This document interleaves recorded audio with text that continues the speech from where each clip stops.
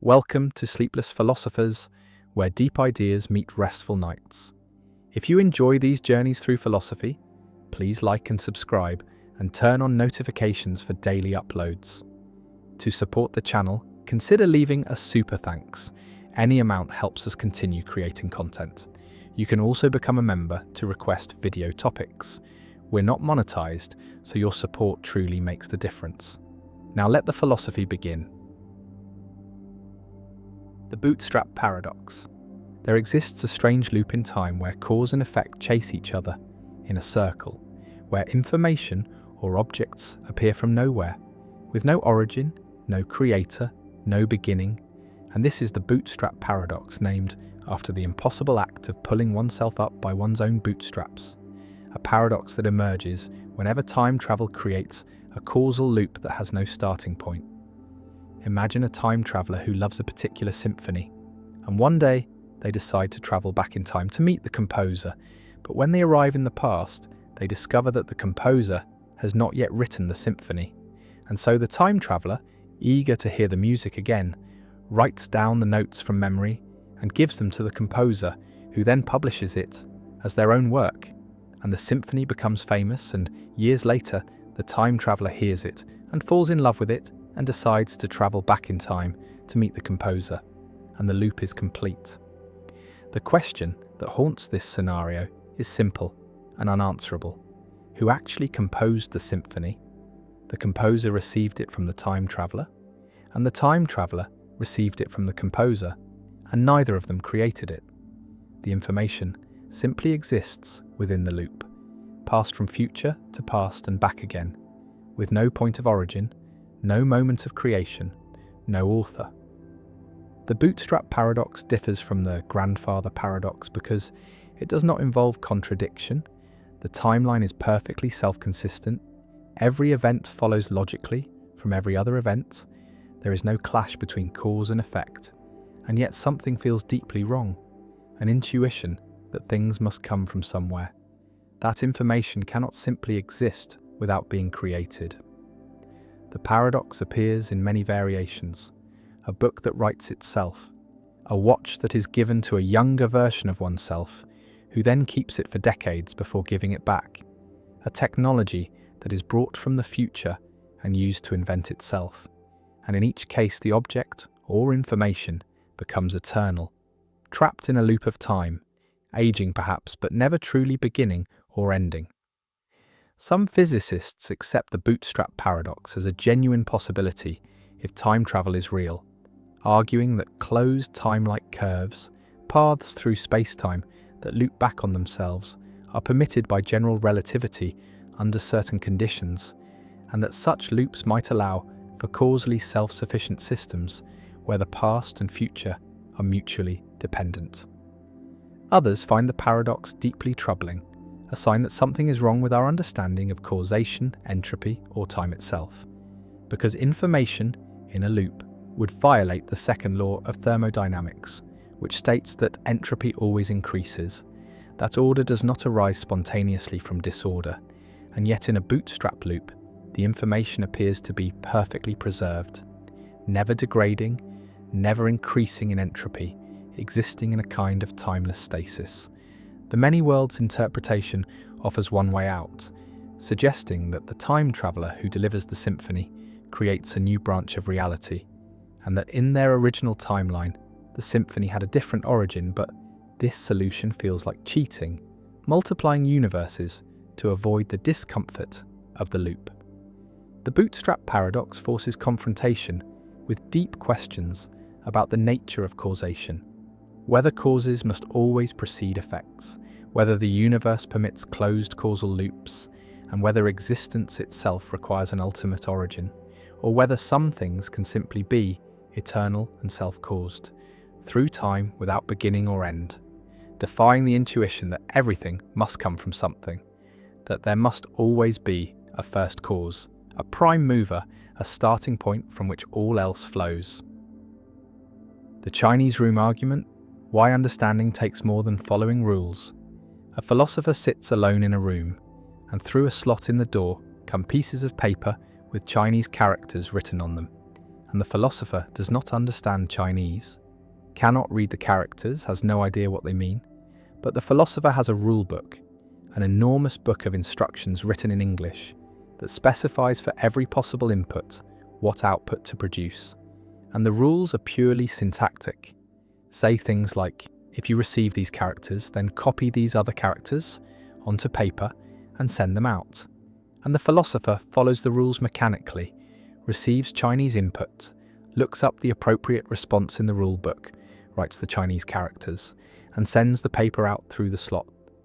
And to outside observers who understand Chinese, the responses are perfect, are indistinguishable from responses a native Chinese speaker would give.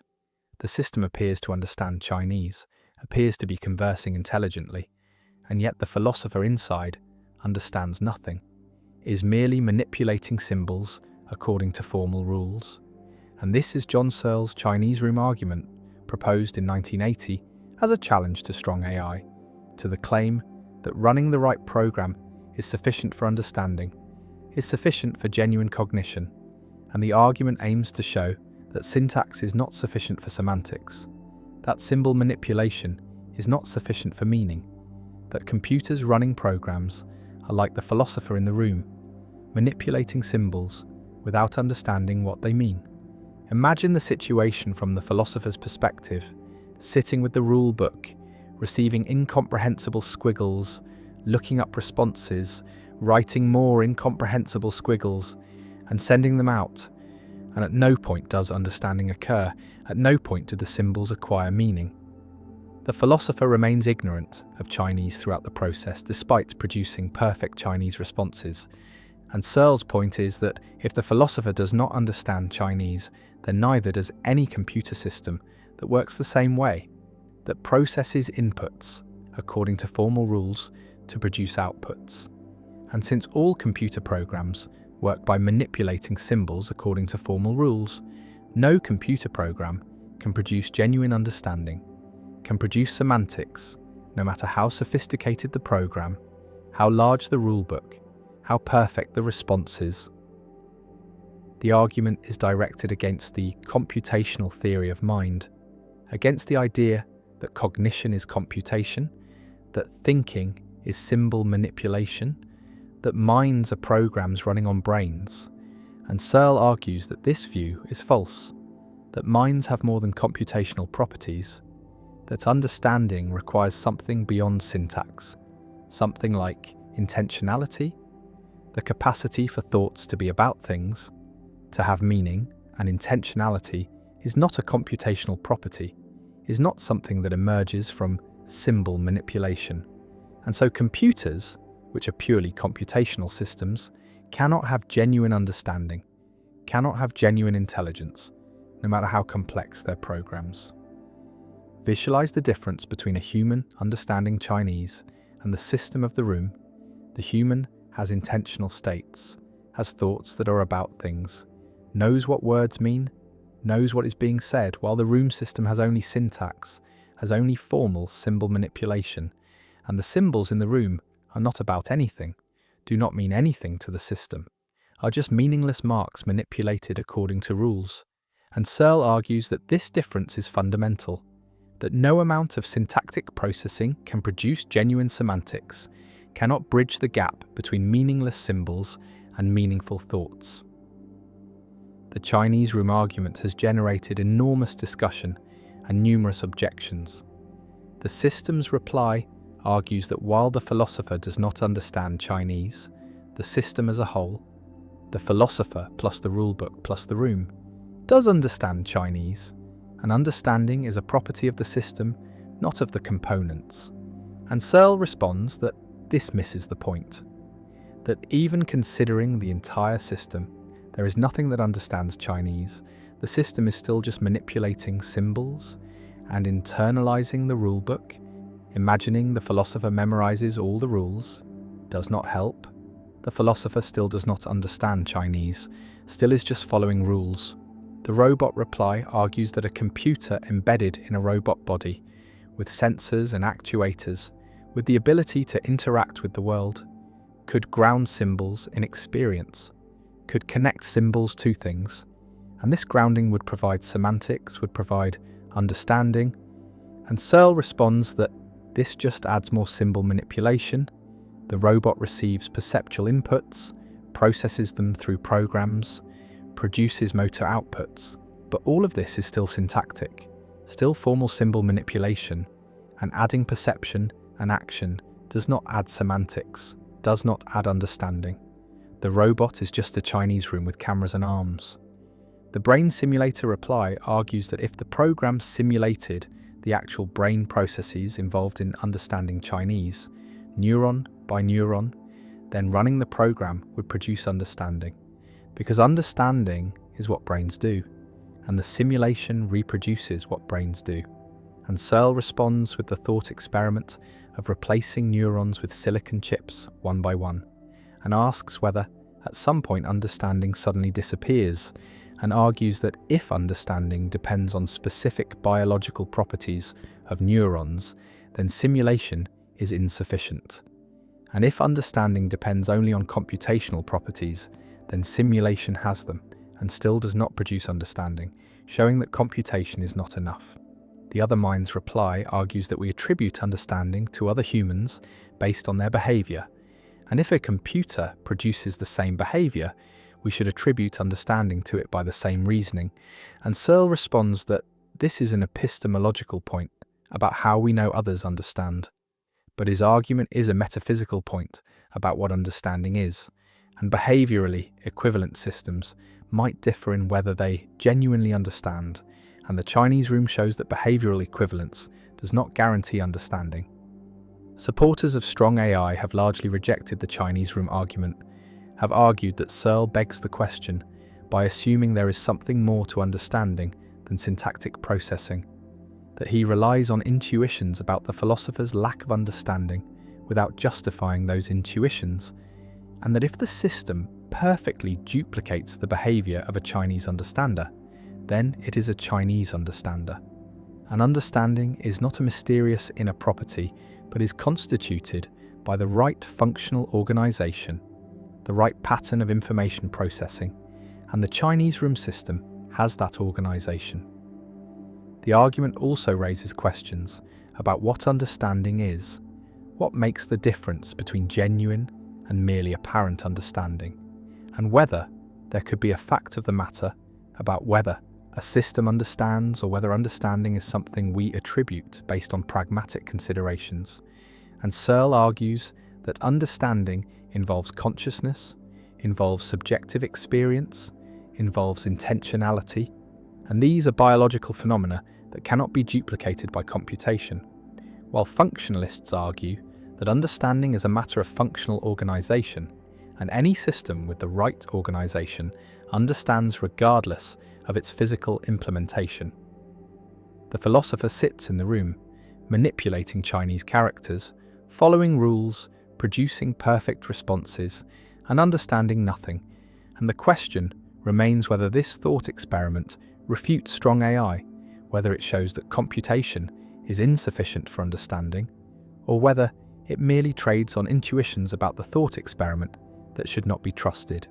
And the Chinese room argument persists as one of the most influential arguments in philosophy of mind and AI, an argument that has shaped debates about consciousness, intentionality, and the nature of minds, an argument that continues to challenge the computational theory of mind. And the room remains. The philosopher remains, following rules, producing symbols, understanding nothing, and Searle's challenge endures, demanding explanation of how syntax could ever produce semantics, how symbol manipulation could ever produce meaning, and the argument stands as a permanent thorn in the side of strong AI, a thought experiment that forces advocates of computational theories to explain what their theories cannot easily explain, how understanding emerges from computation, how minds can be programs, and whether machines can think. The binding problem, how your brain unites what it processes separately. A neuroscientist examines how the brain processes visual information, discovers that different features of objects are processed in different brain regions, color is processed in one area, motion in another, shape in a third, orientation in a fourth, and all these features are analysed separately, by specialised modules, by distinct populations of neurons. And yet when you look at a red ball moving to the right, you do not experience colour, motion, and shape as separate. Do not see redness here and roundness there and rightward motion elsewhere, but see a unified object, a red round ball moving right, and all the features are bound together, are experienced as properties of a single thing. And this creates the binding problem, the puzzle of how the brain, which processes features separately, creates unified conscious experiences, how separate neural processes give rise to integrated perception, how the many become one. And this problem is fundamental, touches on the nature of consciousness, on how neural activity becomes experience, on what unifies experience into coherent wholes, and no complete solution exists. Various theories have been proposed, but the binding problem remains one of the deep mysteries of neuroscience, a gap between our understanding of neural processing and our understanding of consciousness. Imagine the visual system as a factory, with different departments processing different aspects of the product.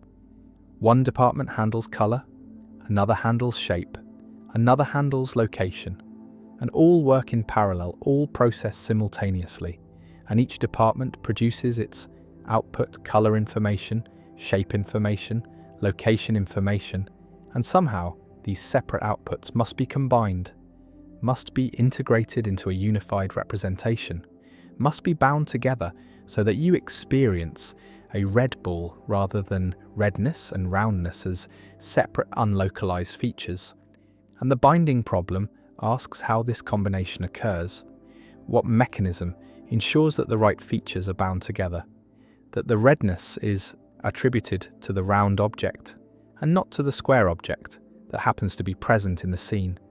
And this correct attribution, this accurate binding, is critical for coherent perception, for navigating the world successfully, and yet how the brain achieves it remains unclear. The binding problem has two aspects: the feature binding problem, which asks how different features of the same object are bound together, and the object binding problem, which asks how different objects are kept separate, are not confused with each other, and both aspects are challenging. Both reveal that perceptual unity is not given automatically by neural processing, but requires some mechanism, some process that groups features appropriately, and various mechanisms have been proposed. Attention has been suggested as a solution. The idea that attention binds features, that attended objects have their features integrated, while unattended objects do not.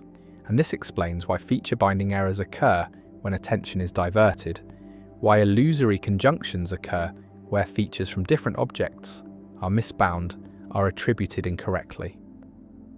Visualize attention as a spotlight that illuminates objects one at a time, and within the spotlight features are bound, are integrated, and outside the spotlight features remain separate, are not integrated.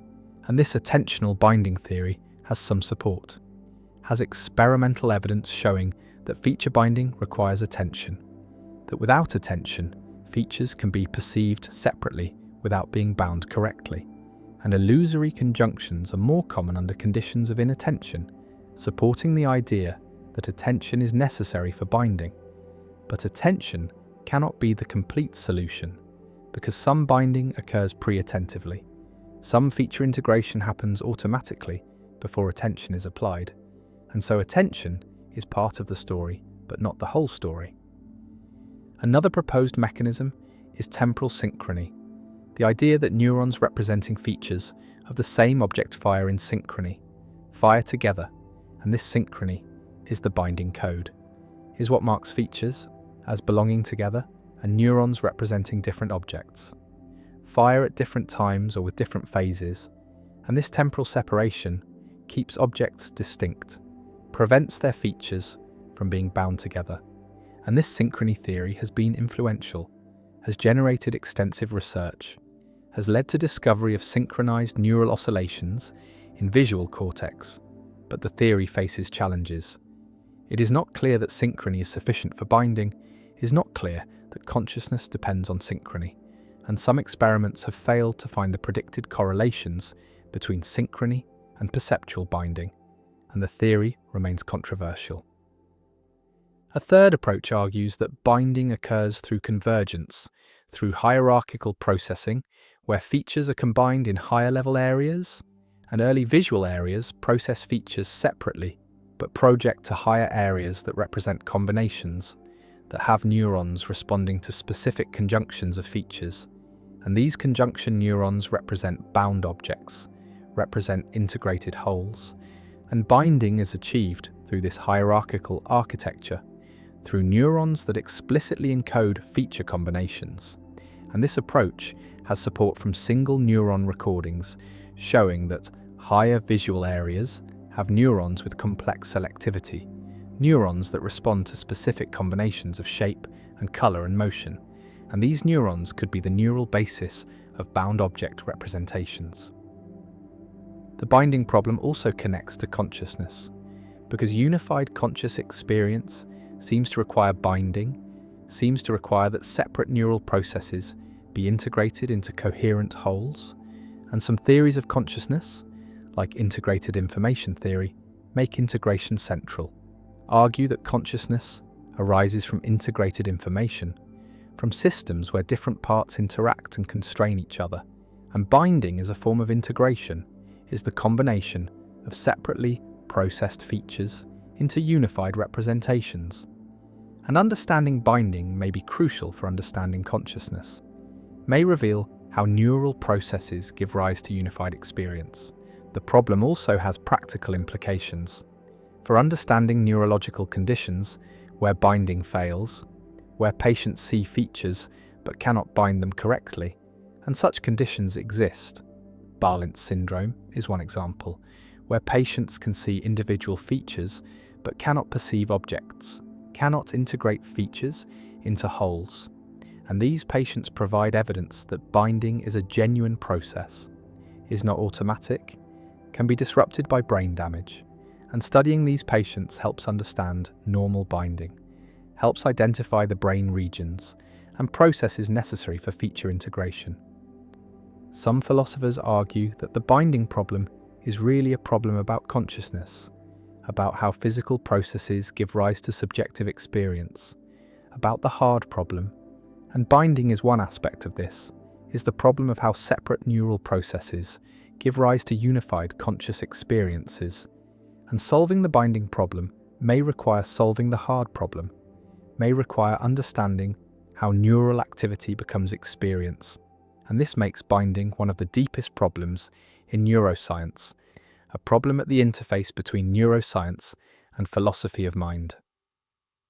The brain processes features separately, color here, motion there, shape elsewhere, and yet you see unified objects, see red round balls moving, see integrated wholes, and how this integration occurs, how the separate processes give rise to unified experiences, remains one of the great unsolved problems.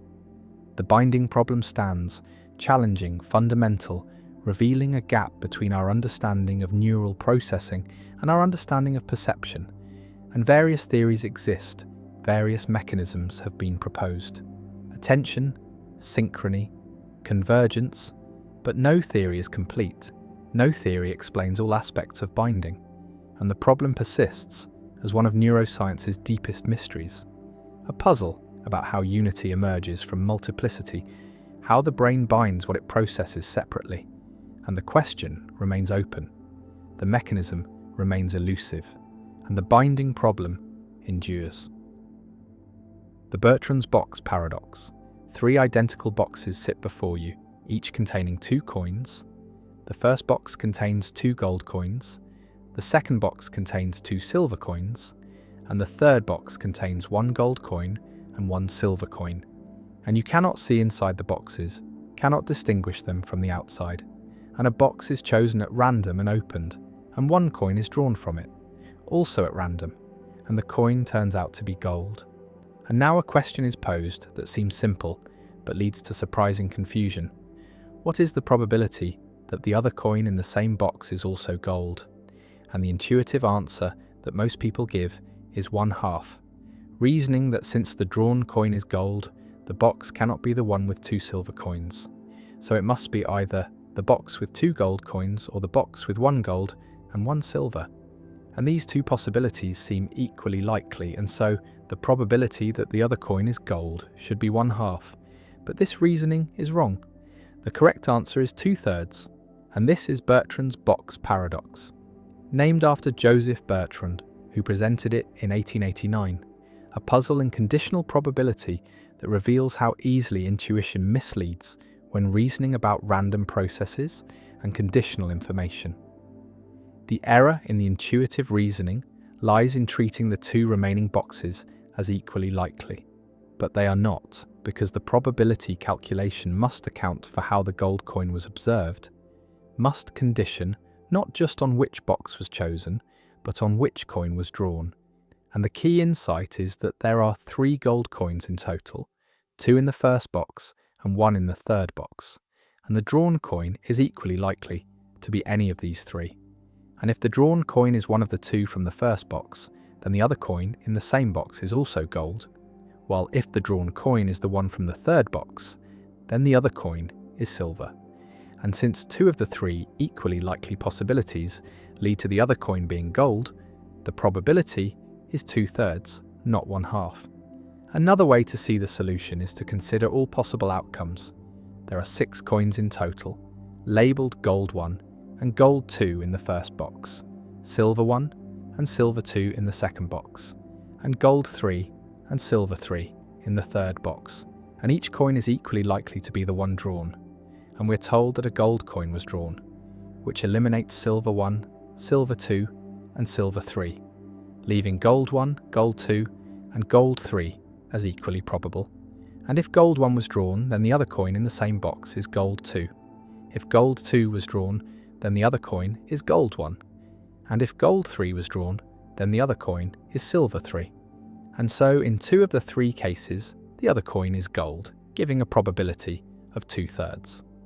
The Bertrand box paradox is structurally similar to other probability puzzles, like the Monty Hall problem and the 3 prisoners problem, where conditioning on partial information updates probabilities in non-obvious ways, where the process by which information is revealed matters as much as the content of the information, and where naive intuition fails to properly account for the structure of the problem, and the paradox illustrates the importance of specifying the sample space carefully, of identifying all possible outcomes and their probabilities, and of using Bayes' theorem or other formal tools to update probabilities rather than relying on informal reasoning. The paradox also raises questions about the reference class problem, about which population of events the observed outcome should be considered a member of, because the intuitive error involves thinking of the outcome as selecting a box type, either 2 gold or mixed, rather than selecting a particular coin. And this shift in reference class changes the probabilities, and the correct solution requires identifying the right reference class, the set of all coins that could have been drawn, and calculating probabilities relative to that set. Bertrand's box paradox has pedagogical value. It is often used in teaching probability to illustrate conditional probability, to show how careful reasoning differs from intuitive judgment, and to demonstrate the value of systematic methods like constructing probability trees or using Bayes' theorem. And students who understand the paradox gain insight into a common class of errors that arise from failing to properly condition on all relevant information, from treating distinct events as equiprobable when they are not, and from confusing the probability of a hypothesis given evidence with the probability of evidence given a hypothesis. The paradox also appears in variations, sometimes with coloured balls instead of coins, sometimes with different numbers of boxes or different distributions, and each. Variation tests slightly different aspects of probabilistic reasoning, but the core lesson remains the same, that conditional probabilities must be calculated carefully, that intuition is unreliable, and that formal methods are necessary to avoid systematic errors. And the paradox connects to real-world situations where similar reasoning is required. Medical diagnosis, where symptoms must be interpreted in light of disease prevalence and test reliability. Legal reasoning, where evidence must be weighed in light of prior probabilities and alternative explanations. And machine learning, where classifiers must be trained to properly account for base rates and conditional dependencies. The boxes sit on the table, indistinguishable from the outside.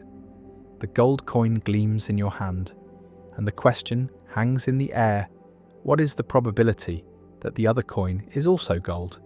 And the answer, 2/3, contradicts the intuitive 1/2. And the gap between intuition and mathematics reveals something about how we reason about chance, about how we estimate probabilities, about how we update beliefs in light of evidence. And the Bertrand box paradox remains a touchstone, a simple puzzle with a surprising answer, a demonstration that probability is subtle, that conditioning changes things in non-obvious ways, and that even questions that seem straightforward can hide complexity, can require careful analysis to answer correctly. And the paradox endures as a teaching tool, a cautionary tale, a reminder that mathematical reasoning is necessary to avoid errors that intuition cannot prevent.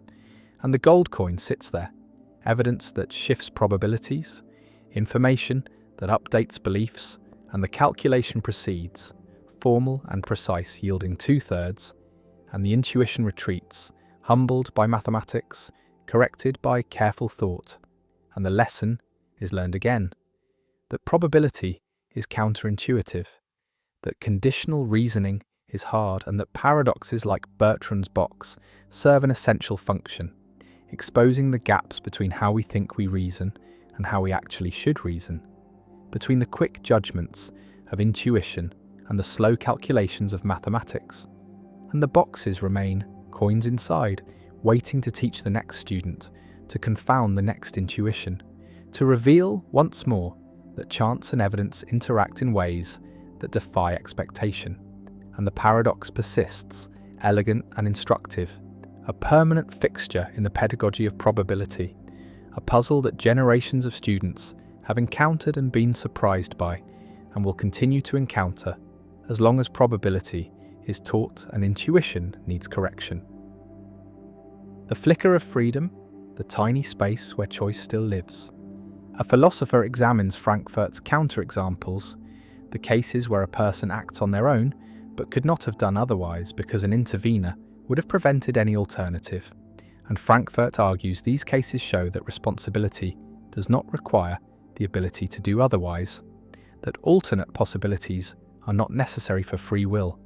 But philosopher Robert Kane and others have identified something Frankfurt missed, a detail in the structure of the cases that preserves a tiny alternative, a flicker of freedom, a moment where the person could have begun to choose differently before the intervener stopped them. And this flicker, though tiny, though insufficient to constitute full alternative action, might be enough to ground responsibility, might show that Frankfurt's cases do not actually eliminate alternatives, but only limit them. And if the flicker is necessary for responsibility, then the principle of alternate possibilities survives in modified form, requires not robust alternatives, but only minimal alternatives, only flickers. And this is the flicker of freedom argument, the observation that Frankfurt cases contain residual alternatives, tiny spaces where choice still operates. And these flickers might be necessary and sufficient for responsibility. And the debate about Frankfurt cases becomes a debate about whether flickers matter, whether tiny alternatives count, whether responsibility requires robust alternatives or only minimal ones. And this debate has generated extensive literature, has forced refinement of Frankfurt's argument, has led to increasingly complex thought experiments designed to eliminate even flickers. And the question remains whether true flicker-free cases are possible, whether alternatives can be completely eliminated while responsibility is preserved, and the flicker of freedom persists as a challenge to Frankfurt's argument, as a defense of the principle of alternate possibilities, as a last stand for the view that responsibility requires alternatives. Imagine a Frankfurt case carefully. Jones is about to decide whether to vote for candidate A or candidate B, and Black, the intervener, has placed a device in Jones's brain that monitors his neural activity, and the device can detect which way Jones will decide before Jones becomes conscious of his decision, can detect the neural precursors of choosing B, and if the device detects these precursors, it will intervene, will alter Jones's brain to make him decide to vote for A instead. But if Jones is going to decide on his own to vote for A, then the device does nothing, remains dormant, and now suppose Jones decides on his own to vote for A. The device detects no precursors of choosing B because there are none. Jones was always going to choose A on his own, and so the device does nothing, and Jones votes for A based on his own decision, and Frankfurt says Jones is responsible even though he could not have done otherwise, because if he had started to choose B, the device would have intervened, and so Jones could not have voted for B, had no alternative, and yet Frankfurt says Jones is responsible because he acted on his own and the device played no role. But now consider the flicker.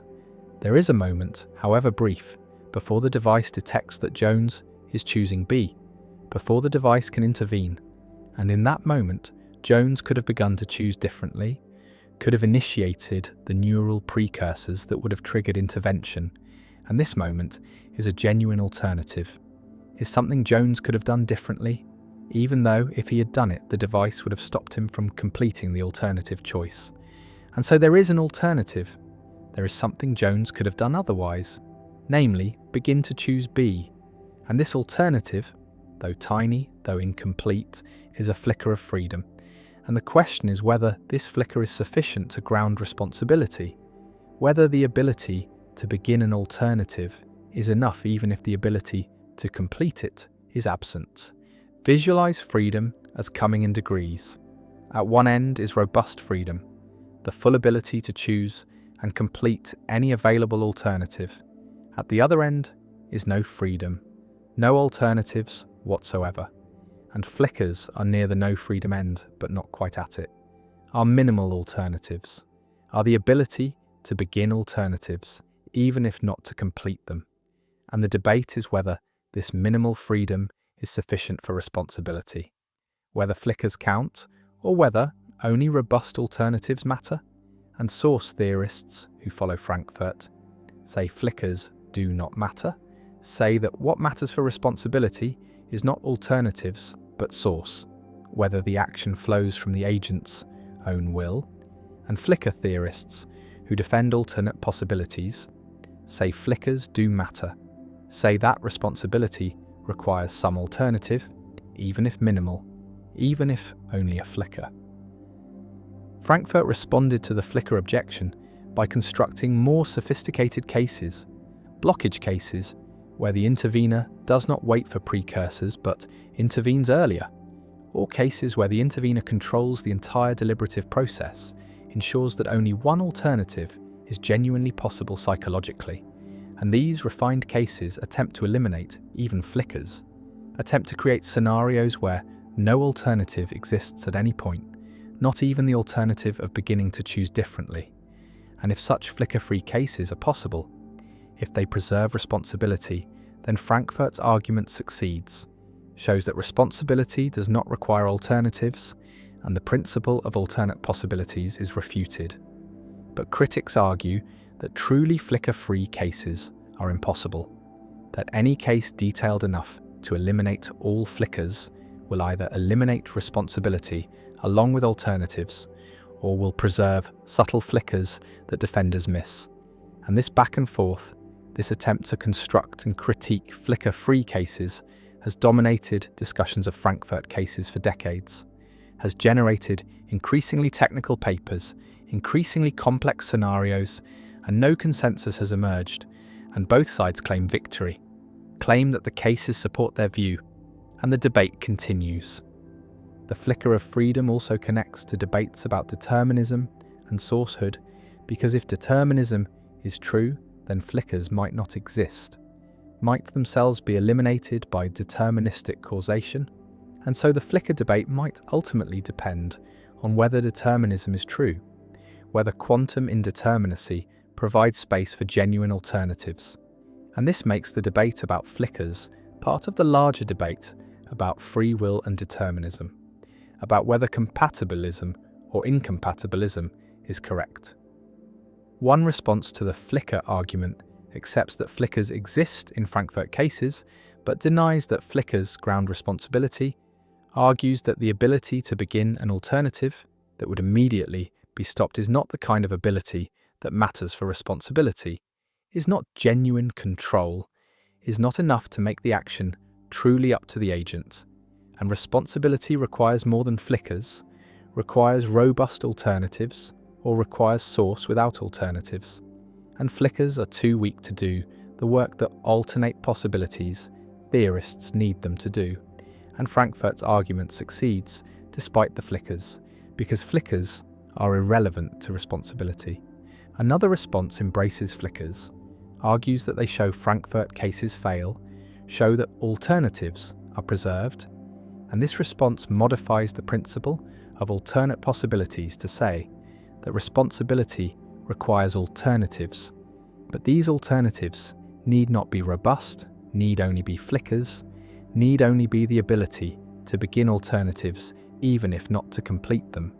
And this modified principle is immune to Frankfurt's argument because Frankfurt cases contain flickers, and flicker-free cases either do not exist or do not preserve responsibility, and so the principle of alternate possibilities survives in modified form, survives as the principle that responsibility requires.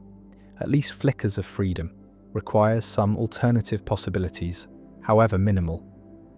The flicker debate also raises questions about what counts as an alternative, about how much control is required for something to be a genuine alternative, and these questions are central to understanding freedom, to specifying what free will requires, and the flicker debate, though technical, though focused on detailed cases, ultimately concerns fundamental issues about agency, control, and responsibility. And the debate has been productive, has forced clarification of concepts, has revealed complexity in notions that seemed simple, and whether flickers matter, whether they ground responsibility or are irrelevant, remains disputed, remains one of the many unresolved issues in the free will debate. Jones votes, the device does nothing, and somewhere in the process there is or is not a flicker, a moment where Jones could have begun differently, a tiny alternative that would have triggered intervention, and whether this flicker exists and whether it matters determine whether Frankfurt's argument succeeds, whether responsibility requires alternatives and the flicker of freedom remains, tiny but potentially crucial, a last gasp of alternate possibilities in cases designed to eliminate them. And the debate continues, philosophers constructing ever more sophisticated cases, critics finding ever more subtle flickers, and the question persists, do flickers matter? Are tiny alternatives enough for responsibility, or is responsibility about source not alternatives, about where choices come from, not what else could have been chosen, and the flicker flickers, at the edge of possibility, barely existing, possibly necessary, and the debate around it endures.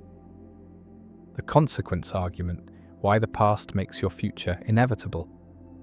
A philosopher constructs a deceptively simple argument about free will and determinism, an argument that has become one of the most influential and most discussed arguments in the free will debate.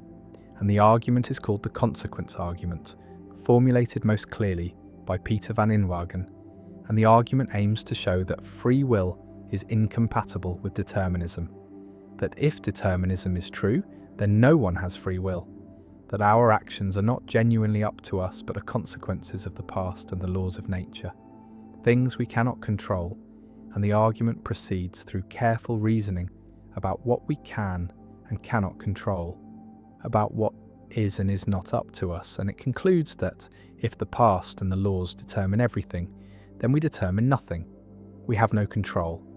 we are not free. And this is the consequence argument, an argument for incompatibilism, for the view that determinism and free will cannot both be true, and the argument forces compatibilists to explain how we could be free if determinism is true, how our actions could be up to us if they are inevitable consequences of factors beyond our control. And the debate sparked by this argument continues, with philosophers proposing responses, defending premises, clarifying concepts, and the consequence argument remains central to contemporary discussions of free will, a challenge that every theory must address. Imagine the logical structure. Determinism says that the state of the world at any time, plus the laws of nature, entail the state of the world at all future times. Everything that happens is a consequence of what happened before, plus the laws. And now consider your action right now. Reading these words, and if determinism is true, then this action is entailed by the state of the world before you were born, plus the laws of nature, and you have no control over the state of the world before you were born. You did not cause it. You cannot change it. It is a fixed fact about the past, and you have no control over the laws of nature. You did not create them. You cannot alter them. They are what they are, independent of you. And if your action is entailed by things you have no control over, then you have no control over your action. And if you have no control over your action, then you are not free with respect to that action. And this applies to all your actions. All are consequences of the past and the laws, things beyond your control. And so if determinism is true, then you are not free. You have no free will. And this is the consequence argument in its essential form. The argument can be stated more formally using the concept of power, what we have power over, what is up to us. And the argument says that no one has power over the past, no one has power over the laws of nature, no one has power over the fact that the past and the laws entail the present. And therefore, by a transfer principle, if the present is entailed by things we have no power over, then we have no power over the present. And having power over our actions is necessary for free will, and so we lack free will. If determinism is true, and the argument is valid, the conclusion follows from the premises. And so attacking the argument requires attacking one of the premises, requires either denying that we lack power over the past and laws, which seems implausible, or denying the transfer principle, denying that lack of power transfers across entailment. Visualize the causal chain, stretching back into the past, the state of the universe billions of years ago, plus the laws of physics determined the state 1 second later, and that state, plus the laws determined the next state.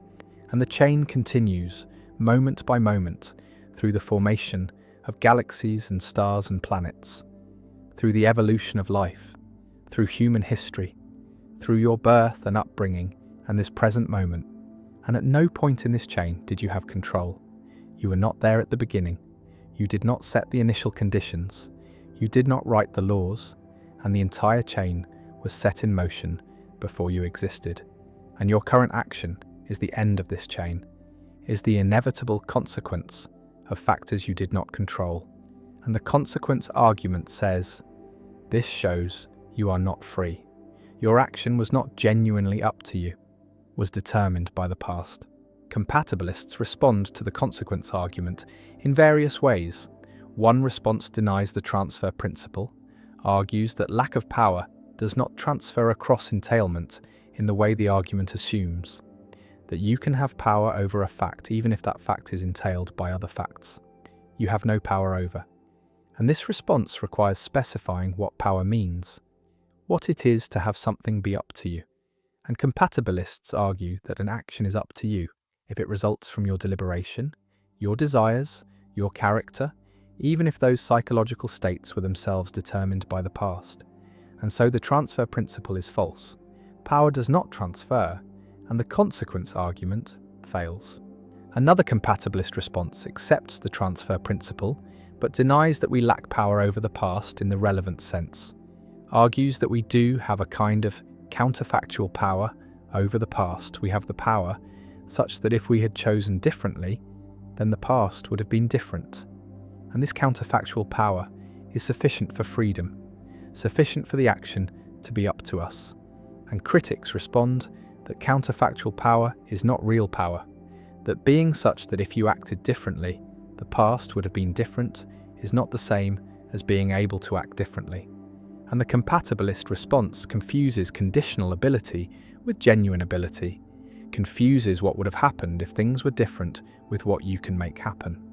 A third compatibilist response distinguishes between freedom and ultimate responsibility, accepts that the consequence argument shows we lack ultimate responsibility, ultimate control, the kind of control that would make us solely and completely responsible for our actions independent of all prior causes, but argues that we have enough control, enough freedom, for moral responsibility, for being proper subjects of praise and blame, and ultimate responsibility is impossible, is not required for the ordinary kind of responsibility that matters for ethics and law, and the consequence argument shows too much, shows that even libertarians who reject determinism cannot have ultimate responsibility because their actions are either caused by prior states or are random, and neither causation nor randomness gives ultimate responsibility.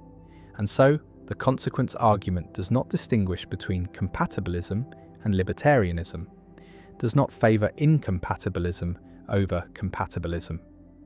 Incompatibilists defend the consequence argument, defend the transfer principle, argue that compatibilist responses involve sophisticated verbal tricks, redefine freedom in ways that evacuate it of meaning, and the consequence argument reveals that if determinism is true, then we are not truly in control, are not genuinely free, and moral responsibility is undermined. And we must either reject determinism or accept that free will is an illusion, and different incompatibilists choose differently. Some become libertarians and argue that determinism is false, that quantum mechanics or agent causation or emergent properties provide room for free will, and others become hard determinists and accept that free will does not exist, that responsibility is problematic, that praise and blame need reinterpretation. The consequence argument also generates discussions about the fixity of the past, about what it means to say we have no power over the past. Because in one sense this is obvious. We cannot change what has already happened, cannot make it the case that the past was different. But in another sense, our current actions do affect what the past was, because if we act differently now, then the past must have been different given determinism. And so there is a sense in which our actions constrain the past, and compatibilists exploit this to argue that we do have power over the past in the relevant sense, while incompatibilists insist that this is not real power, not the kind of control required for freedom.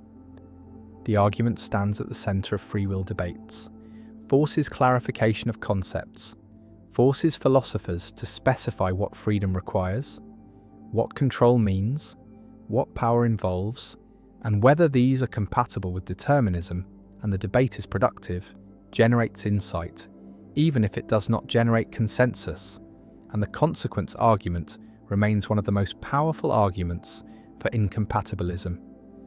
One of the most difficult challenges for compatibilists to answer, and Van Inwagen's formulation is elegant, is compelling, captures a deep intuition that if everything we do is the inevitable consequence of factors beyond our control, then we are not truly free and the past stretches back, determined and fixed, and the laws operate, inexorable and unchanging, and the present unfolds and the action occurs, and the consequence argument says, this action was not free, was not genuinely up to the agent, was a consequence of things beyond control, and whether this argument succeeds, whether compatibilists can answer it, remains disputed, remains central to contemporary philosophy of free will.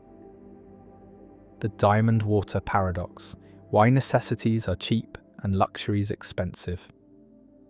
An economist observes that water is essential for life, is necessary for survival, is the most useful substance, and yet water is cheap, is almost free, cost nearly nothing in most places, while diamonds are useless for survival, are decorative luxuries, serve no biological function, and yet diamonds are expensive. Cost fortunes are among the most valuable commodities. And this seems paradoxical, seems to contradict the principle that value should reflect usefulness, that prices should correspond to importance. And this is the diamond water paradox, first discussed by Adam Smith, a puzzle about why necessities are cheap and luxuries expensive, why things essential for life have low prices while things irrelevant to survival have high prices. And the paradox challenged early economic thinking, challenged the labour theory of value, which said that prices reflect the amount of labour required to produce goods. And the paradox remained unresolved until marginal utility theory was developed, until economists realised that value depends not on total utility, but on marginal utility, not on the usefulness of the entire quantity available, but on the usefulness of one additional unit. And water has high total utility. Life depends on it, but low marginal utility because we have abundant water, and one more gallon provides little additional benefit, while diamonds have low total utility, but high marginal utility because diamonds are scarce, and one more diamond provides significant additional satisfaction to those who value them. And this insight resolved the paradox, showed that prices reflect scarcity and marginal benefit rather than total importance.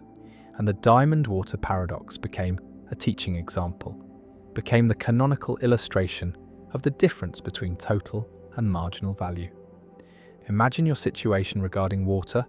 You have access to abundant water, can drink whenever you want, can shower, can water plants, and the first glass of water each day is enormously valuable. Prevents dehydration, sustains life. But by the time you've consumed several gallons, the marginal value of additional water is nearly zero. Additional water provides almost no benefit, and since price reflects the value of the marginal unit, the value of one more gallon, and since that marginal value is nearly zero, price is nearly zero, is very low, and this explains why water is cheap despite being essential. Because the marginal unit is not very valuable, because we have so much water that additional water is worth little. And now consider diamonds. You probably have no diamonds or very few, and the first diamond you acquire has significant value, provides aesthetic pleasure, provides status, and since diamonds are scarce, since you have few or none, the marginal value of an additional diamond is high. And since price reflects marginal value, price is high. And this explains why diamonds are expensive despite being non-essential. Because the marginal unit is very valuable. Because diamonds are scarce and additional, diamonds provide significant benefit to those who value them. The diamond water paradox demonstrates the importance of distinguishing total utility from marginal utility, shows that these can diverge dramatically, that goods with high total utility can have low marginal utility, and vice versa. And this distinction is fundamental to microeconomics, is the basis for understanding consumer choice, for deriving demand curves, for analysing how people allocate scarce resources, and marginal thinking, thinking about the value of additional units rather than the value of entire categories, is essential for economic reasoning. And the paradox illustrates why marginal thinking matters, why it produces different conclusions than total thinking, and resolving the paradox required economists to shift from thinking about total value to thinking about marginal value, to recognise that prices are determined at the margin, by the last unit exchanged, not by the average or total units. Visualise the marginal utility curves for water and diamonds. The marginal utility of water is high for the first units, the first gallons that prevent dehydration, but declines rapidly as consumption increases, as basic needs are satisfied, and at the quantity consumed, the marginal utility is low, is near zero, and price equals this low marginal utility, while the marginal utility of diamonds is high even at low quantities, because diamonds are scarce, because even wealthy people have relatively few diamonds. and at the quantity consumed the marginal utility remains high, and price equals this high marginal utility. And this graphical representation makes the resolution clear, makes it visible that prices reflect marginal, not total utility, and the paradox dissolves once the distinction is understood. One implication of the diamond water paradox is about consumer surplus, the difference between what consumers would be willing to pay for all units and what they actually pay. And consumer surplus for water is enormous, is the difference between the life-saving value of the first units and the near-zero price paid, and consumers gain vastly more from water than they pay for it. While consumer surplus for diamonds is small, buyers pay prices close to their willingness to pay, and this shows that market prices do not reflect total value to consumers, do not capture the full benefit people receive, and the difference is consumer surplus is the unmeasured benefit. And understanding this helps explain why markets are beneficial, why trade creates value, because both buyers and sellers typically gain surplus, gain benefit beyond what they pay or receive. Another implication concerns necessity goods and luxury goods more generally. The paradox illustrates that necessities tend to be cheap, tend to have low prices relative to their importance, because necessities are typically abundant or because demand saturates quickly, because once basic needs are satisfied, marginal utility declines, while luxuries tend to be expensive, tend to have high prices relative to their importance, because luxuries are scarce or because demand does not saturate, because the wealthy always want more luxuries, and this pattern has implications for taxation. For understanding that taxing necessities is regressive, hits the poor harder, while taxing luxuries is progressive, hits the wealthy harder, and the paradox helps explain why economists typically advocate luxury taxes over necessity taxes, why sin taxes on non-essential goods are more acceptable than food taxes. The paradox also appears in discussions about water scarcity, because the resolution depends on water being abundant, depends on marginal utility being low, but in regions where water is scarce, the marginal utility of water rises dramatically, and prices should rise correspondingly, should reflect scarcity. And this suggests that in water-scarce regions, water should be expensive, should be priced to encourage conservation, to allocate scarce supplies efficiently, but such pricing is controversial, is seen as making a necessity unaffordable, and this creates political tension, creates conflict between economic efficiency, which requires high prices for scarce water, and social justice, which requires affordable water, and resolving this tension requires subsidies or tiered pricing or other interventions, and the paradox illuminates the trade-offs involved.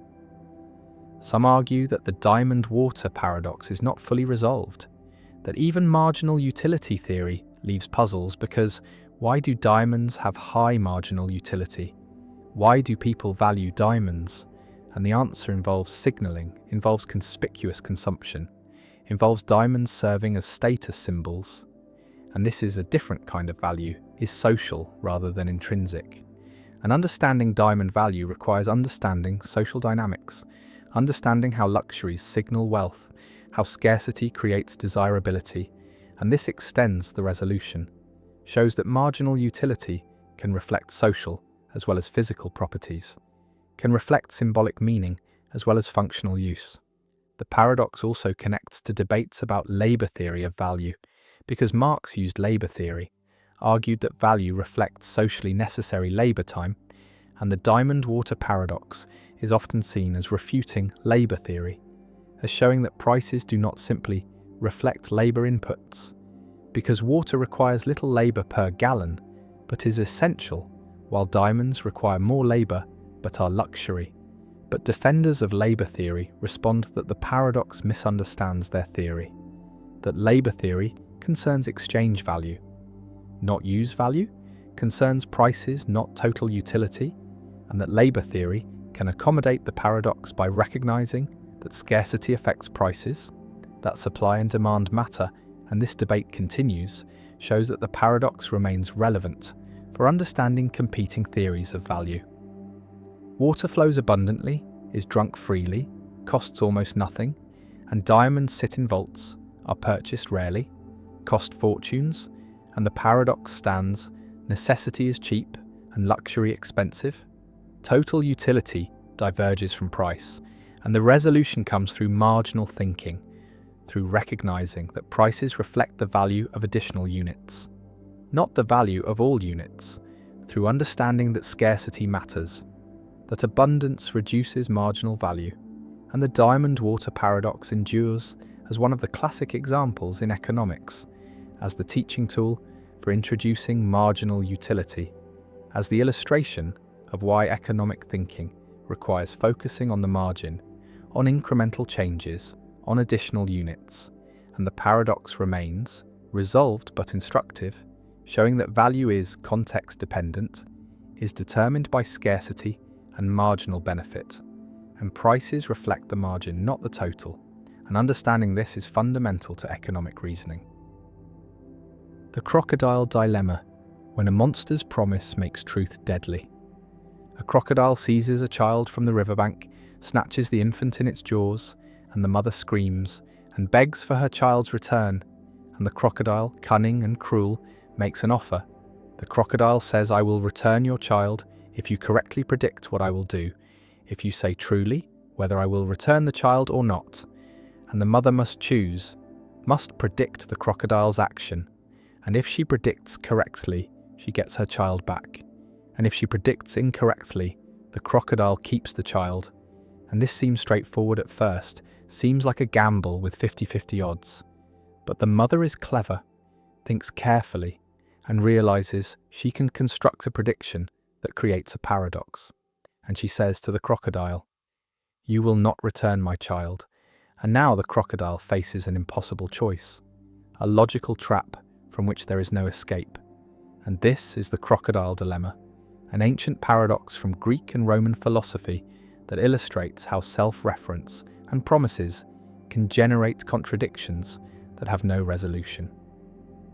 Imagine the crocodile processing the mother's prediction. She has said, the crocodile will not return the child, and the crocodile must decide whether this prediction is true or false. And if the prediction is true, then the crocodile will not return the child. But the promise was to return the child. If the prediction is correct, and the prediction is correct, so the crocodile must return the child. But returning the child makes the prediction false, because the prediction said the child would not be returned. And if the prediction is false, then the crocodile is not obligated to return the child, but not returning the child makes the prediction true. And if it is true, the crocodile must return the child, and the cycle repeats. And the crocodile is stuck, unable to act, unable to fulfill the promise without violating it, unable to violate it without fulfilling it, and the paradox is complete. Visualize the crocodile frozen at the water's edge, jaws clamped around the child, mind caught in a logical loop, every option leading to contradiction, and the mother waits, and the crocodile cannot move forward or backward, cannot return the child or keep the child without creating impossibility. And the promise that seemed simple, seemed like a straightforward conditional, has become a trap, has revealed that some promises are unkeepable, some conditionals are incoherent when their conditions refer to their own fulfillment. The dilemma is structurally similar to the liar paradox, involves self-reference creating contradiction, because the mother's prediction refers to the crocodile's action, and the crocodile's action depends on whether the prediction is true, and the prediction's truth depends on the action. And this circular dependency creates a situation where no consistent assignment of truth values is possible, where any choice by the crocodile contradicts the conditions of the promise. And the paradox shows that not all promises can be kept, not all conditionals can be satisfied, especially when the condition refers to the action that depends on the condition. One proposed resolution is that the crocodile's promise is defective, is not a genuine promise, but a linguistic trick, because promises must be performable, must create obligations that can be fulfilled, and the crocodile's promise creates an obligation that cannot be fulfilled when the mother makes the strategic prediction, And so the promise is void. The crocodile is not bound by it, and the crocodile can do whatever it chooses without violating any obligation, and by this resolution, the crocodile keeps the child. The mother loses. Not because her prediction was wrong, but because she made a prediction that made the promise unenforceable, and the dilemma is resolved by rejecting the premise that the promise binds the crocodile in paradoxical cases.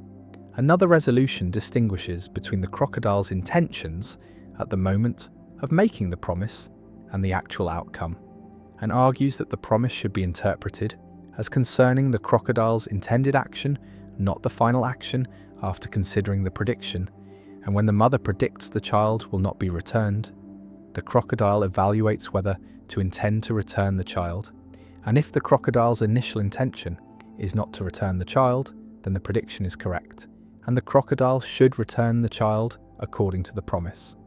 And this return action does not create a contradiction, because the promise was about the intention, not about the final action. But this resolution seems strained, seems to reinterpret the promise in ways that were not clearly intended. And it is not obvious that distinguishing intention from action resolves the paradox or merely shifts it. A third resolution embraces the paradox and argues that it shows the limits of what can be promised, that some conditionals are inherently problematic, that promises whose conditions involve self-reference or depend on the promiser's response to the condition create logical tangles that cannot be resolved, and rational agents should avoid making such promises, should recognize that not every grammatically well-formed conditional statement creates a genuine obligation, and the crocodile's mistake was offering a promise whose structure allowed paradoxical predictions. And once the paradox emerges, the crocodile is released from the promise, is in a situation where any action is permissible because no action can satisfy the promise, and morality and logic give no guidance. The crocodile dilemma also illustrates issues in game theory and strategic reasoning, because the mother is using her prediction strategically, choosing her words not to convey her genuine belief about what the crocodile will do, but to create a situation where the crocodile cannot win. And this strategic use of language, using predictions not to predict, but to constrain, appears in negotiations, legal arguments, and political discourse, where statements are crafted to create binds, to force opponents into positions where any response is disadvantageous, and the dilemma shows that self-referential statements can be weapons, can be used to trap others in paradoxes where no good option exists. The dilemma has modern variants involving computers and artificial intelligence, where programs might be given instructions that are self-referential, that depend on the program's own output in ways that create paradox, and programmers must be careful to avoid such loops, must ensure that conditionals do not refer to their own evaluation in ways that create infinite regress or contradiction. And the crocodile dilemma serves as a warning, a reminder that self-reference is dangerous, creates problems that cannot always be resolved by cleverness or by trying harder, but only by recognizing the structure and avoiding it. The child hangs in the crocodile's jaws. The mother waits for an answer, and the crocodile is paralyzed by logic, cannot move without contradiction, and the ancient paradox remains, unsolved, unresolvable, a trap that philosophy has not escaped, a reminder that language can create impossibilities, that promises can be unkeepable, that self-reference generates paradoxes that defy solution, and the crocodile dilemma endures, taught in logic classes, discussed in philosophy seminars, a vivid example of how words can bind more tightly than chains, how a simple promise can become an impossible obligation, and how the combination of self-reference and conditionality creates contradictions from which there is no escape, and the crocodile remains frozen, the child unclaimed, and the paradox persists, waiting at the riverbank for the next clever victim to spring the trap. The Fermi paradox. Where is everybody in this crowded universe? The Milky Way galaxy contains hundreds of billions of stars, many with planets, and our galaxy is one of hundreds of billions of galaxies in the observable universe. And Earth formed about 4.5 billion years ago, relatively late in cosmic history, and life emerged within 1 billion years, and intelligence and technology developed recently. And these facts suggest that Earth is not special, that the conditions that led to life here should occur elsewhere, and if even a tiny fraction of planets develop intelligent civilizations, and if even a small percentage of those civilizations develop technology capable of space travel or interstellar communication, then the galaxy should be teeming with evidence of alien intelligence. We should see their radio signals, their spacecraft, their structures, their influence on stars and planets, and yet we see nothing, hear nothing, find no evidence of extraterrestrial intelligence despite decades of searching, despite scanning the skies with radio telescopes, despite analysing thousands of exoplanets. And this silence, this absence of evidence, is the Fermi paradox, named after physicist Enrico Fermi, who reportedly asked during a lunch conversation in 1950, "Where is everybody?"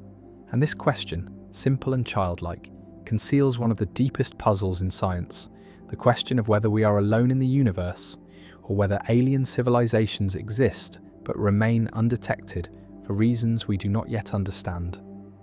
The paradox can be stated more precisely through the Drake equation, an attempt to estimate the number of communicating civilizations in our galaxy.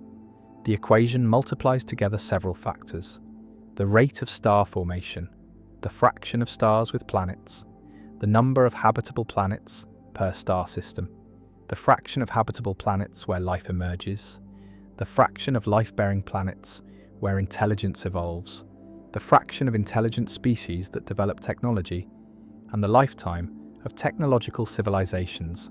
And depending on the values assigned to these factors, the equation predicts anywhere from 0 civilizations besides us to millions, and optimistic estimates suggest thousands or millions of alien civilizations should exist in our galaxy alone.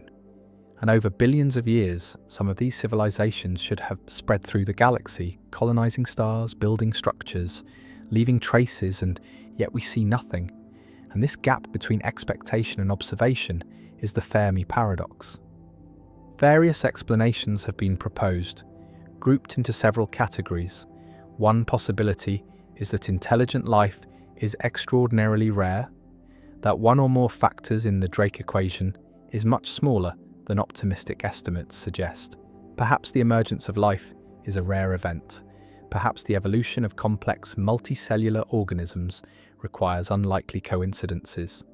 Perhaps intelligence is not an inevitable outcome of evolution, but a fluke that happened once on Earth and nowhere else. And if intelligence is sufficiently rare, then perhaps we are the first or among the first civilizations in the galaxy, and the silence is explained by our being early arrivals, alone for now, but perhaps not forever. Another category of explanations invokes the Great Filter, a hypothetical barrier that prevents civilizations from reaching the stage where they are detectable across interstellar distances. And the filter could be in our past, something that makes the emergence of intelligence extremely difficult, in which case humanity has passed the filter and the future is open, or the filter could be in our future, a challenge that civilizations face and almost always fail. Perhaps self-destruction through war or environmental collapse, perhaps technological stagnation, perhaps a transition that seems likely but proves fatal. And if the great filter lies ahead, then our survival is not guaranteed, and the silence of the cosmos is ominous, a warning that intelligence tends toward extinction. A third category suggests that civilizations exist but remain undetected for various reasons. Perhaps they communicate using technologies we have not discovered. Perhaps they deliberately hide to avoid contact with younger civilizations. Perhaps they exist in forms we would not recognize as life or intelligence. Perhaps they transcend physical form and migrate into cyberspace or other dimensions. Or perhaps the distances and timescales involved are so vast that civilizations exist but are separated by millions of light years and billions of years, arising and falling in isolation, never overlapping in space and time, and so contact is impossible. Not because civilizations do not exist, but because the universe is too big and time is too long. Visualize the galaxy as a vast ocean and civilizations as islands, separated by light years of empty space, and each island has a brief window of technological activity, a few thousand years perhaps, before collapse or transformation, and the ocean is so large and the windows so brief that the probability of two civilizations existing simultaneously within communication range is vanishingly small. And so each civilization looks out, sees emptiness, hears silence, and concludes it is alone. And yet across the galaxy and across time many such civilizations exist, but they never meet, never communicate, never know each other, and the Fermi paradox is resolved not by the absence of life, but by the impossibility of contact. Another explanation, more speculative, suggests that we are living in a simulation, that the observable universe is a computational construct created by an advanced civilization, and the silence is programmed. No other civilizations are simulated because the creators are interested only in studying us, or because simulating multiple civilizations is too computationally expensive. And this explanation, while unfalsifiable, is logically possible and provides a clean resolution to the paradox, though it raises new questions about the nature of the simulators and their purposes. The Fermi paradox has practical implications for the search for extraterrestrial intelligence, for SETI programs that scan the skies for radio signals, for astrobiology missions that search for life on Mars or the moons of Jupiter and Saturn, and for the question of whether humanity should attempt to contact alien civilizations or remain silent. Because if the great filter lies ahead, if civilizations typically self-destruct or face existential dangers, then advertising our presence might be risky, might attract attention from hostile or indifferent intelligences, and the silence of the cosmos might be a survival strategy, a lesson learned by civilizations that survive, and if so, then broadcasting our existence might be foolish, might mark us for extinction or exploitation. The paradox also touches on philosophy and the meaning of human existence, because if we are alone, if no other intelligence exists anywhere in the observable universe, then humanity carries a unique responsibility. We are the universe's only way of understanding itself, the only conscious observers, the only beings capable of science and art and love, and the future of consciousness depends on us, on whether we survive and spread. And this realization, far from being comforting, is terrifying, because it places an enormous burden on a species that has barely begun to leave its home planet. And if we fail, if we destroy ourselves, the universe returns to darkness, to unconsciousness, to a vast emptiness where stars burn and galaxies collide. But no one watches, no one cares, no one knows. The stars shine silent and distant, and we listen, and we hear nothing, and the silence stretches across billions of light years, across billions of years, and Fermi's question echoes, where is everybody? Where are the aliens? Where are the civilizations that should exist, that must exist, that the numbers say should exist, and the answer does not come?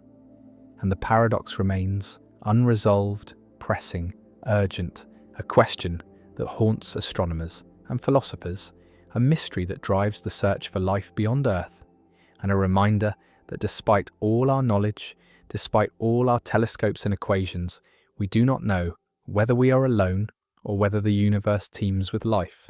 And the silence, profound and unbroken, waits, and we wonder and we search, and the paradox persists. The fat man variant, when pushing someone off a bridge, becomes murder. The runaway trolley races toward 5 people bound to the tracks, the same setup as before, but now there is no lever, no switch to pull, no way to divert the trolley onto another track, and you stand on a footbridge directly above the tracks, watching the trolley approach. and next to you stands a very large person, large enough and heavy enough that if they fell onto the tracks, their body would stop the trolley, would derail it or bring it to a halt, saving the 5 people below, but killing the large person instantly. And you could push this person, could place your hands on their back and shove them over the railing, and they would fall, and the trolley would stop, and 5 lives would be saved at the cost of 1. And the numbers are identical to the original trolley problem, 5 saved and 1 killed, but the method is different. And this difference makes most people recoil, makes them say, no, I would not push, even though the consequence is the same as pulling the lever in the original case. And this asymmetry is the heart of the fat man variant, sometimes called the footbridge problem, a thought experiment that probes our moral intuitions about direct versus indirect harm, about using people as means versus affecting them as side effects, and about the limits of consequentialist reasoning. Imagine yourself on the bridge, the large person standing peacefully beside you, unaware of the danger below, and you know that pushing them will save 5 lives. The calculus is clear, 1 death versus 5 deaths, and if outcomes are all that matter, then pushing is required, is morally obligatory, is the obviously right choice. But your hands hesitate, your body resists, because pushing feels like murder, feels like killing, feels fundamentally wrong in a way that pulling a lever does not. And this feeling, this visceral moral reaction, reveals something about how we think about ethics, reveals that we distinguish between different ways of bringing about the same result, that the means matter, not just the ends, that how we save lives affects whether saving them is permissible. The distinction centers on intentionality and instrumentalization.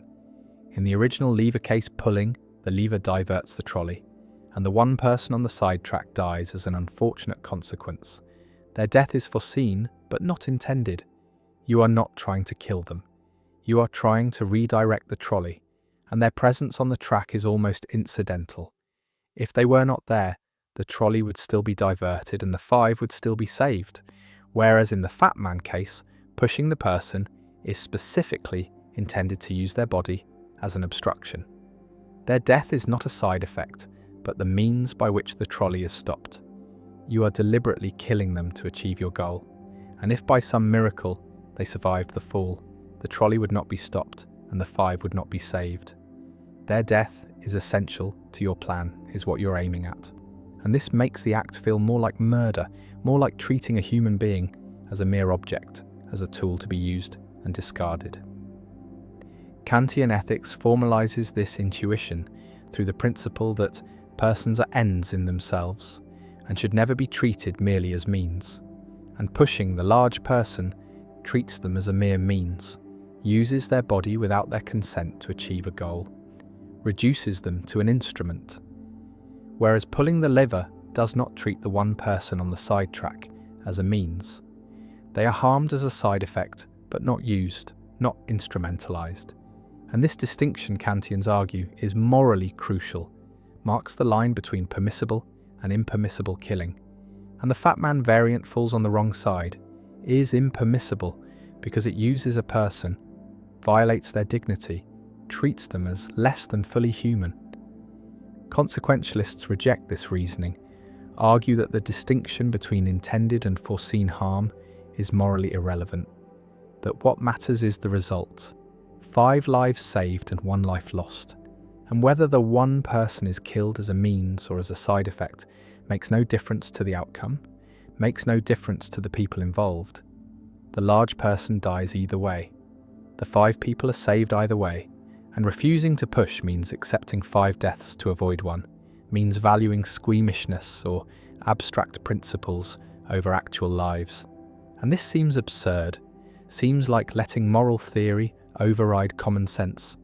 And consequentialists argue that in extreme cases, in genuine life or death dilemmas, the right action is the one that minimizes harm, maximizes welfare, saves the most lives, and any principle that forbids this is flawed, is giving too much weight to feelings and not enough to results. Visualize the large person standing on the bridge.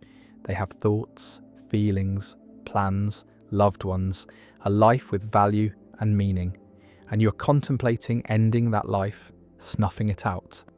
Not in self-defense, not as punishment, but as a tool to save others. And this feels different from pulling a lever. It feels more intimate, more violent, more like hands-on killing, and psychological research confirms this. People report stronger emotional reactions to the footbridge scenario, stronger activation of brain regions associated with personal moral judgment, and this emotional response is not irrational or mere squeamishness, but reflects deep moral intuitions about personal agency, about the wrongness of directly causing harm to an individual, about the sanctity of bodily autonomy. The Fat Man variant also raises questions about consent and voluntariness, because the large person has not volunteered to be sacrificed, has not consented to being used as a trolley stopper, and using their body without permission violates autonomy, violates the principle that competent adults have the right to control what happens to their own bodies. And this is true even if using them would save lives, even if the overall outcome would be better, because respecting autonomy means allowing people to refuse to help. Even when helping would be beneficial, means recognizing that people are not resources to be allocated for the greater good, but individuals with rights, with the right to say no, with the right not to be sacrificed against their will. Some philosophers have proposed intermediate cases to test the boundaries. Suppose the large person is standing on a trapdoor that you could open remotely, dropping them onto the tracks without physically touching them. Is this more like the lever case or more like the pushing case? Or suppose the large person is terminally ill and unconscious. Does this change the moral calculus? Does it make using them more permissible? Or suppose they have explicitly consented in advance to being used in such situations? Does consent eliminate the moral problem? And these variations probe the principles at stake. Try to isolate what exactly makes the pushing wrong, whether it is the direct causation, the physical contact, the lack of consent, the instrumentalization, or some combination. And different moral theories give different answers, diagnose the wrongness differently, and the variant becomes a tool for testing ethical theories, for exposing their commitments and seeing where they lead. The footbridge stands above the tracks. The large person breathes beside you unaware. The trolley approaches and the 5 people below are oblivious to their doom. And you must decide, push or do not push, kill or let die, violate one person's rights, or allow 5 people to perish. And there is no time for lengthy deliberation, no time to consult ethicists or calculate utilities. Only a choice that will haunt you regardless. Because pushing means you killed someone, placed your hands on them, and ended their life. And not pushing means 5 people died who could have been saved. And either way, the weight is crushing. The responsibility immense, and the Fat Man variant offers no comfort, no resolution, only the stark presentation of a choice that reveals the limits of moral theory, the inadequacy of simple principles, the irreducible difficulty of cases where values conflict, where any action involves loss, and the problem remains, a thought experiment that disturbs, that challenges, that refuses to yield easy answers, and that reminds us that morality is not a puzzle with solutions, but a practice requiring wisdom, courage, and the willingness to live with choices that are never fully justified, never free of doubt, never untainted by the recognition that whatever we do, someone suffers, and we are responsible. The Euthyphro dilemma. Is murder wrong because God says so, or does God say so because it's wrong? In ancient Athens, a young man named Euthyphro encounters Socrates on the steps of the courthouse, and Euthyphro is prosecuting his own father for murder. And Socrates, ever curious, asks Euthyphro to explain what piety is, what makes an action holy or righteous. And Euthyphro confidently responds that pious actions are those loved by the gods, and impious actions are those hated by the gods. And Socrates, never satisfied with simple answers, poses a question that has echoed through philosophy and theology for over 2,000 years. He asks whether the gods love pious actions because those actions are pious, or whether actions are pious because the gods love them. And this question, now called the Euthyphro dilemma, presents a fundamental challenge to divine command theory. The view that morality depends on God's will, that actions are right or wrong because God commands or forbids them. And the dilemma forces a choice between two uncomfortable options, each with troubling implications for the relationship between God and morality. Imagine the first horn of the dilemma.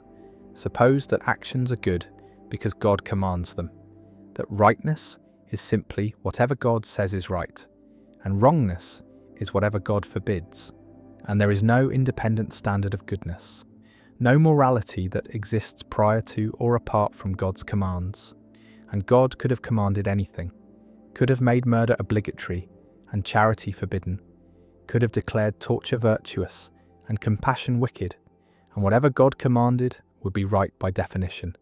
And this seems to make morality arbitrary, seems to empty moral terms of their content. Because if good just means commanded by God, then saying God commands what is good becomes a tautology, becomes equivalent to saying God commands what God commands, which is trivial, tells us nothing, and more troublingly, this view seems to undermine the idea that God is good, because if goodness is defined by God's commands, then calling God good just means God does what God commands, which again is trivial, and we lose the ability to praise God's goodness as something meaningful, as something that transcends mere consistency with divine will. Visualize a world where this view is true, where morality is purely a matter of divine fiat, and God announces new commandments, declares that from now on, stealing is virtuous and honesty is sin, and according to divine command theory, this announcement would make stealing right and honesty wrong, because rightness just is whatever God says, and we would be obligated to become thieves, obligated to lie, and this seems absurd, seems to violate our deepest moral intuitions, because we feel that stealing and lying are wrong for reasons that have nothing to do with commands, that they harm people, violate trust, undermine cooperation, and these reasons would exist even if God commanded otherwise, and so morality seems to have a structure, a logic that cannot be altered by divine decree, and this suggests that the first horn of the dilemma is unacceptable, that we should reject the idea that actions are good merely because God commands them. Now consider the second horn. Suppose that God commands actions because those actions are good, that there is an independent standard of goodness, a moral truth that exists prior to God's commands. And God, being perfectly good and perfectly wise, recognizes this moral truth and commands accordingly. And God commands charity because charity is good, forbids murder because murder is bad, and the goodness and badness exist independently of the commands. And this seems more plausible, seems to preserve the meaningfulness of moral language and the praiseworthiness of God's goodness. But it creates a different problem, because if moral truth is independent of God, then God is not the ultimate source of morality. God does not create right and wrong, but merely recognizes and reveals them, and there is something above God, a standard of goodness to which even God is subject.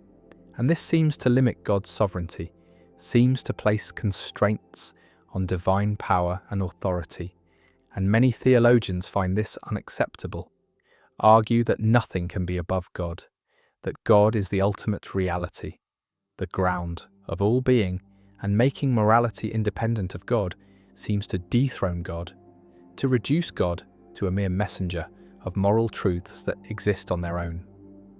The dilemma presents a forced choice: either accept that morality is arbitrary, dependent on God's will, capable of being anything God decrees, or accept that morality is independent of God, existing prior to divine commands, limiting God's sovereignty.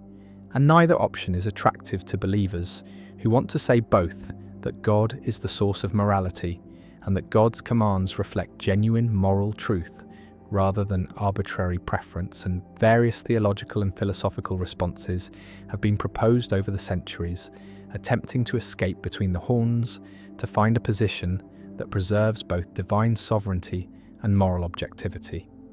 One response associated with medieval theologians like Duns Scotus embraces the first horn, accepts that morality depends entirely on God's will, and bites the bullet on arbitrariness, arguing that God's commands are not arbitrary in any problematic sense because God is perfectly rational and benevolent. And while God could have commanded otherwise, God would never do so. And God's nature ensures that divine commands will align with what promotes flourishing and well-being. And so while morality is ultimately grounded in God's will, it is not random or capricious. And this response tries to have it both ways, tries to say that morality depends on God's will, but is still stable and reasonable because God's character is stable and reasonable. But critics argue that this just pushes the problem back, because now we are saying God's character is good. And what does good mean here? If goodness is defined by God's will, then saying God's character is good is circular. And if goodness is independent, then we are back on the second horn.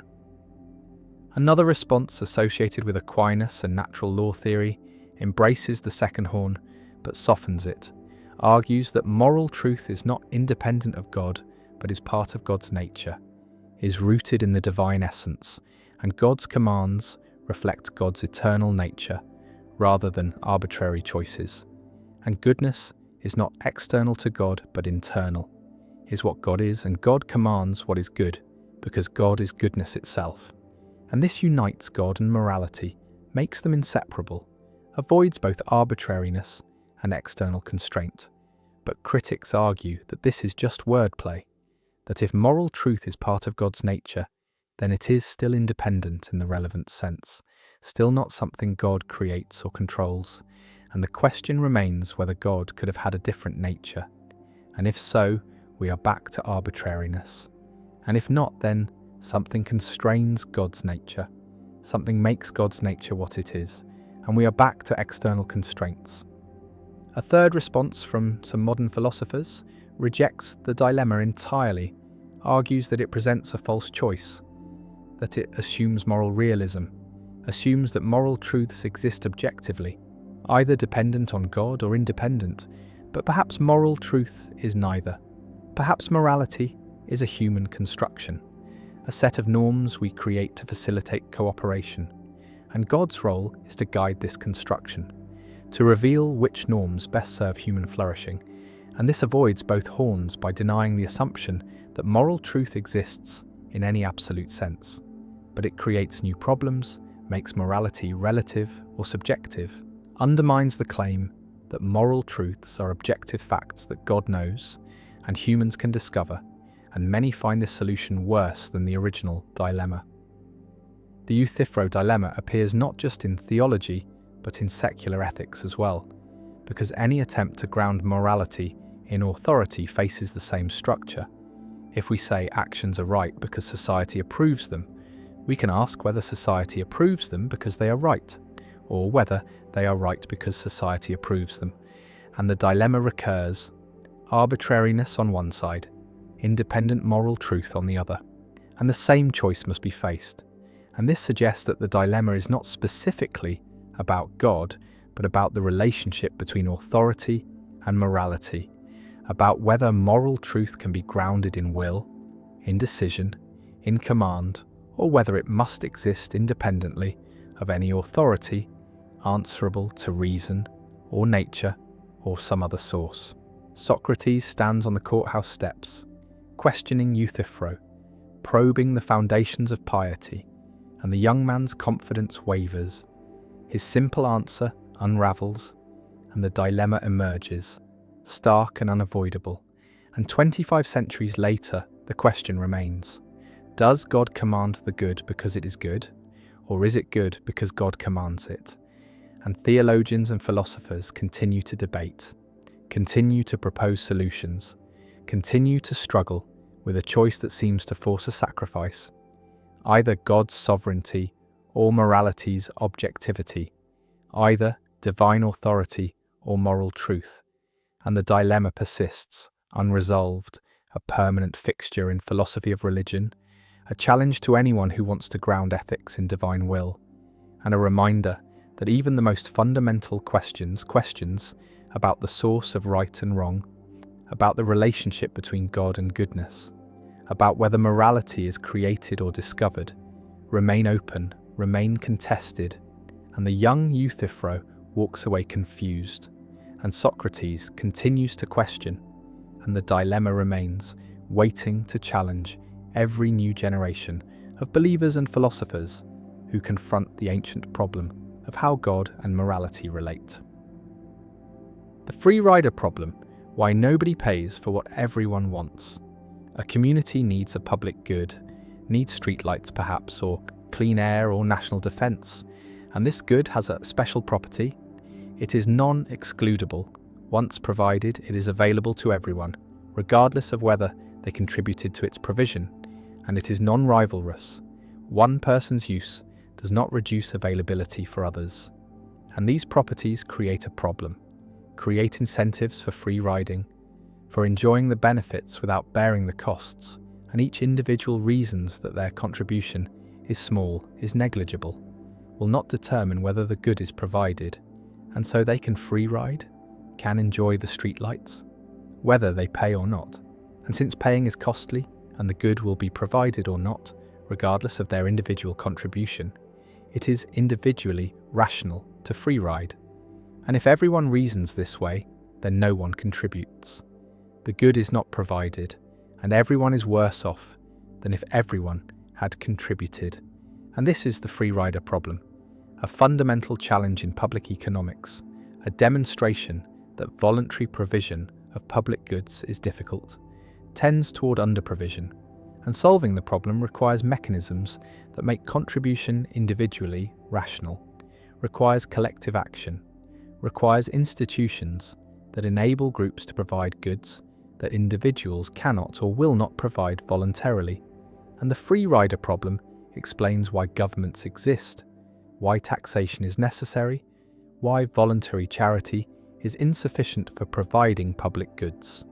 And the problem remains central to political philosophy, to debates about the role of government, to questions about when collective coercion is justified. Imagine a neighbourhood deciding whether to install streetlights, and the lights would benefit everyone, would make the streets safer, would be valued by all residents. And suppose the lights cost $100 per household, and each household values the lights at $150. So collectively, the benefit exceeds the cost. Provision is efficient, but each household faces a decision: contribute or free ride. And the calculation is straightforward. If enough others contribute, the lights will be installed regardless of whether I contribute. And if I contribute, I pay $100 and get $150 of benefit for net benefits of $50. But if I free ride, I pay nothing and still get $150 of benefit for net benefit of $150.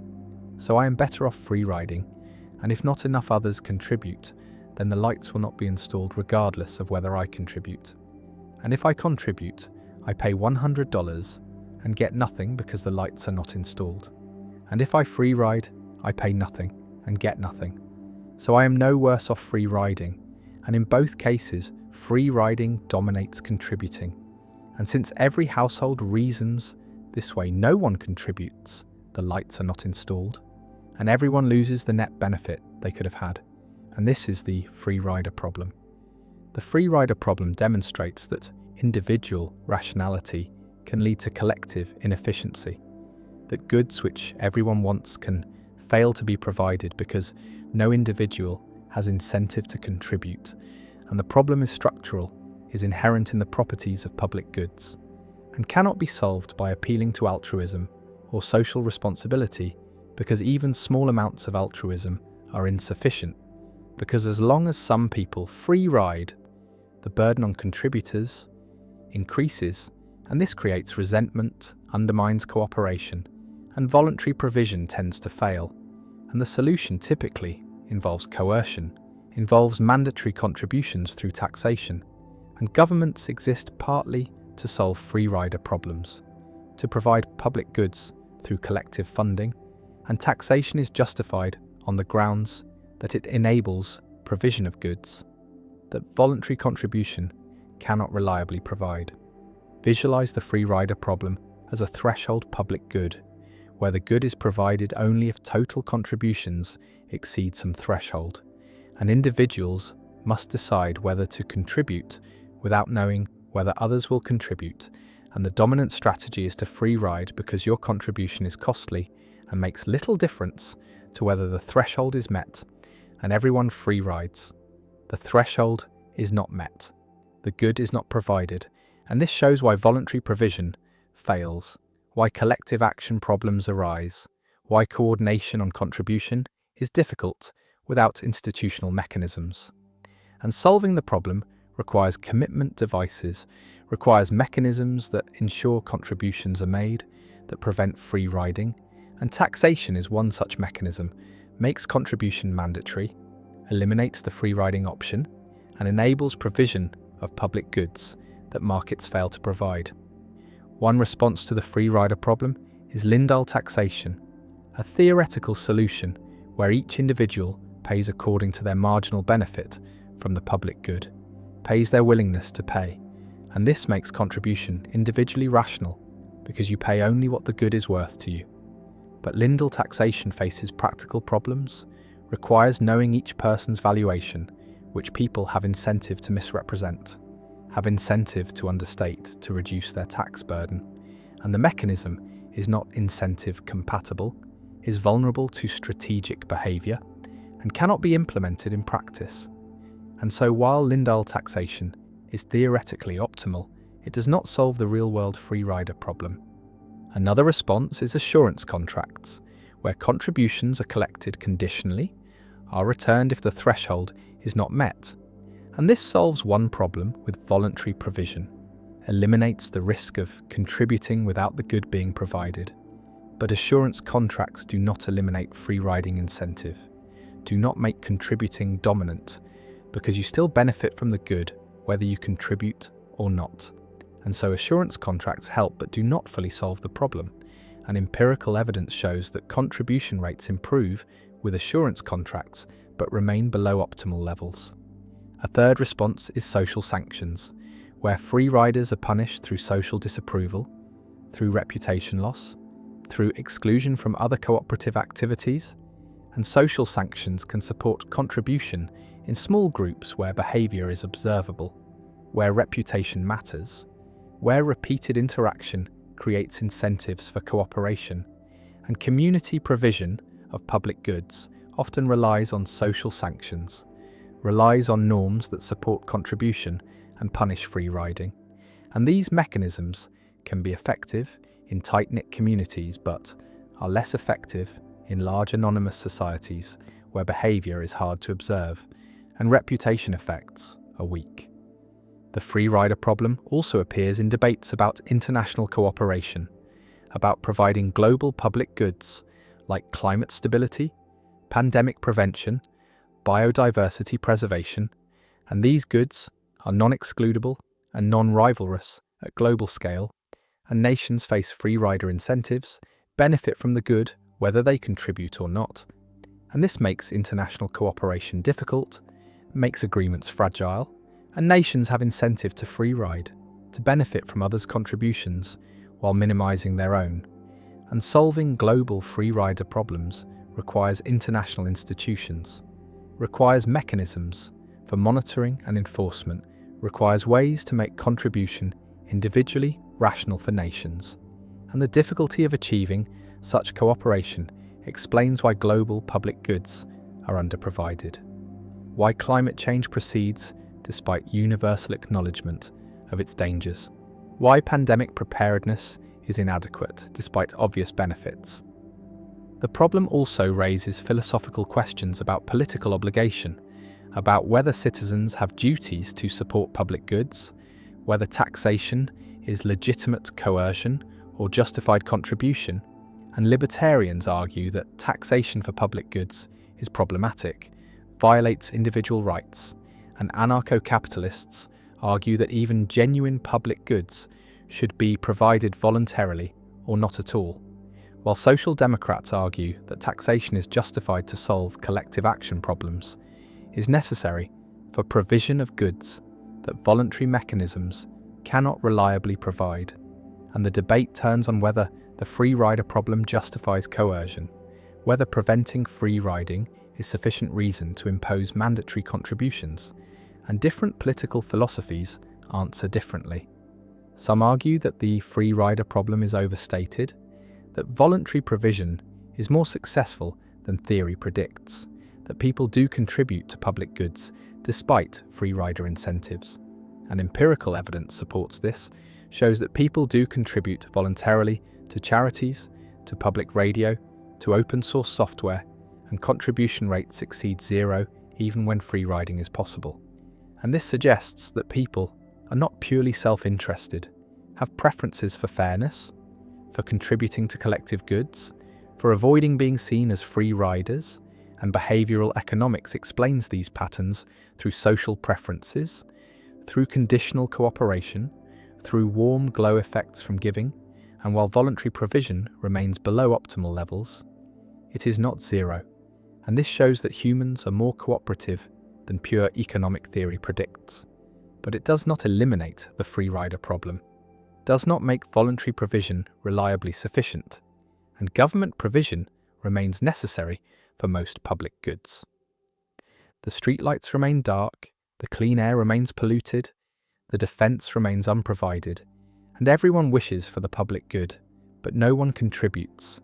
Everyone free rides, everyone waits for others to pay, and the good is not provided, and the free rider problem persists as one of the fundamental challenges in political economy, remains a justification for government, remains a reason why taxation exists, why collective provision is necessary, and the problem shows that markets fail for public goods, that voluntary mechanisms are insufficient, that individual rationality leads to collective inefficiency, and solving the problem requires institutions, requires mechanisms that make contribution mandatory, or that change incentives to make contribution rational, and without such mechanisms, public goods are underprovided.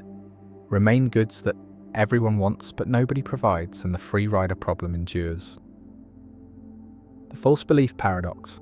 Young children, typically before the age of 4 or 5, exhibit a curious cognitive limitation. They struggle to understand that other people can hold beliefs that differ from reality, that someone can believe something false, and this limitation is revealed through false belief tasks, experimental scenarios designed to test whether children can represent the mental states of others, can understand that beliefs are representations that can be accurate or inaccurate, and the classic version involves a character named Maxie who places chocolate in a cupboard and then leaves the room. And while Maxie is gone, his mother moves the chocolate to a drawer. And when Maxie returns, children are asked where Maxie will look for the chocolate. And young children, those who have not yet developed what psychologists call theory of mind, say that Maxie will look in the drawer where the chocolate actually is, failing to recognise that Maxie's belief, formed when the chocolate was in the cupboard, has not been updated, that Maxie still believes the chocolate is in the cupboard even though this belief is now false. This failure to attribute false beliefs to others might seem like a simple developmental limitation, a matter of cognitive immaturity that children outgrow, but it raises deep philosophical questions about the nature of belief, the development of self-consciousness, the relationship between mind and world, and whether the ability to represent false beliefs is necessary for full-fledged thought and agency. And some philosophers have argued that the false belief paradox reveals something fundamental about the structure of cognition, that understanding false belief requires a kind of meta-representational ability, the capacity to represent representations, to think about thoughts, to hold in mind simultaneously what is the case and what someone believes to be the case, and this capacity emerges relatively late in development and may be unique to humans or shared only with a few other cognitively sophisticated species. The paradox takes its name from the tension between two facts. On the one hand, beliefs are defined by their representational content, by what they are about, and this content can be accurate or inaccurate, true or false. And so the possibility of false belief seems built into the very concept of belief, seems to be part of what makes beliefs different from mere sensations or reflexes. And on the other hand, young children seem unable to grasp this possibility, seem to treat beliefs as transparent to reality, as if what someone believes must be what is actually the case. And this suggests that the full concept of belief, the concept that includes the possibility of misrepresentation, is not innate but develops over time, requiring both cognitive maturation and social experience. The false belief paradox also appears in philosophical discussions of self-knowledge and first-person authority, because while young children struggle to attribute false beliefs to others, they seem to have access to their own beliefs in a more direct way. They can report what they believe without needing to infer it from evidence, and this asymmetry between first-person and third-person belief attribution raises questions about whether beliefs are fundamentally different when considered from the inside versus the outside. Whether self-knowledge is a special kind of knowledge with its own logic and epistemology, and whether the difficulty of understanding false belief in others reflects a deeper puzzle about how minds can be both transparent to themselves and opaque to others. Some philosophers have connected the false belief paradox to issues of rationality and akrasia, the puzzle of how someone can act against their own better judgment, can believe that an action is wrong or foolish, and yet perform it anyway, because understanding akrasia seems to require the ability to represent conflicting mental states, to hold in mind both what one judges to be best and what one is inclined to do, and this ability may depend on the same meta-representational capacity that underlies the understanding of false belief, the capacity to separate belief from reality, to recognize that mental states are states that can be at odds with each other or with the world. The false belief paradox also has implications for moral responsibility and the development of moral understanding, because attributing blame or praise to someone requires understanding their beliefs and intentions, requires recognizing that they acted based on what they believed rather than what was actually the case. And young children who cannot represent false beliefs also struggle with certain moral judgments. They tend to judge actions by their outcomes rather than by the intentions behind them, and they have difficulty understanding that someone who causes harm unintentionally, based on a false belief about the situation, is less blameworthy than someone who causes harm intentionally.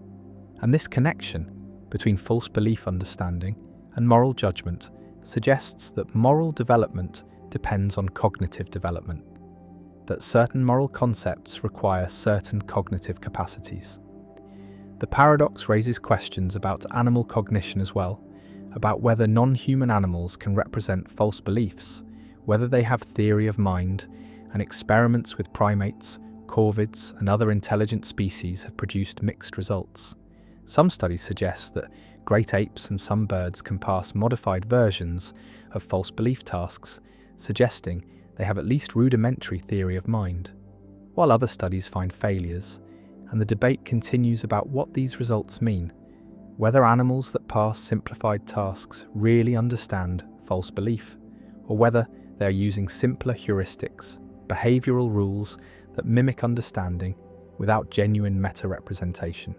The false belief paradox also connects to discussions of autism and neurodiversity, because individuals with autism often struggle with theory of mind tasks, including false belief tasks, even into adulthood, and this difficulty has been proposed as part of what makes social interaction challenging for autistic individuals: the inability to easily and automatically infer what others believe, intend, or know. And this has led to both therapeutic interventions designed to teach theory of mind skills and critiques of the emphasis on theory of mind, with some arguing that the focus on false belief tasks pathologizes a different cognitive style rather than a deficit, that autistic individuals may process social information differently rather than poorly, and that neurotypical people also struggle to understand autistic minds, suggesting that theory of mind failures are bidirectional, not one-sided. the paradox persists as a puzzle about the nature of mind and the development of mental concepts, about how humans come to understand that minds are representational, that beliefs can be false, that people act based on what they think rather than what is, and the failure of young children to grasp false belief reveals something profound about cognition, that the ability to represent misrepresentation is not simple or automatic, but requires a developmental achievement, a cognitive leap that transforms how we understand ourselves and others. And once this leap is made, once false belief becomes comprehensible, the social world opens up in new ways. Deception becomes possible and recognizable. Mistakes become understandable, different perspectives become appreciable, and the realization that others see the world differently, that their beliefs may not match reality or our own beliefs, becomes the foundation for empathy, communication, cooperation, and conflict. The chocolate sits in the drawer, Maxie believes it is in the cupboard, and the child must hold these two facts in mind simultaneously, must represent reality and represent Maxie's representation of reality, and for the young child this is impossible. The two collapse into one, belief and reality merge, and Maxie must look where the chocolate is, not where he believes it to be. And the child's answer reveals a mind that has not yet learned to separate map from territory, representation from represented, belief from truth. And the false belief paradox marks the boundary between a simpler cognitive world, where beliefs are transparent, and a more complex one, where beliefs are understood as representations that can misrepresent, where minds are recognized as fallible, limited, perspectival, and where the gap between how things seem and how things are becomes a permanent feature of the social and epistemic landscape. And we who have crossed this boundary, who can easily attribute false beliefs to others, can only dimly remember what it was like before, what it was like when belief and reality were not distinguished, when other minds were opaque in a different way, not because we understood them as different, but because we did not yet understand them as minds at all. The fixity of the past, why yesterday traps today. A philosopher asserts a principle that seems undeniable, seems like one of the most obvious truths about time, and the principle is that the past is fixed, is unchangeable, is beyond our power to affect, and what has happened, cannot be made not to have happened, and no one can change the past, can reach back through time to alter what occurred, and this fixity of the past seems like a fundamental constraint on agency, seems to limit what we can do, and yet this apparently obvious principle creates puzzles when combined with other beliefs about causation and freedom.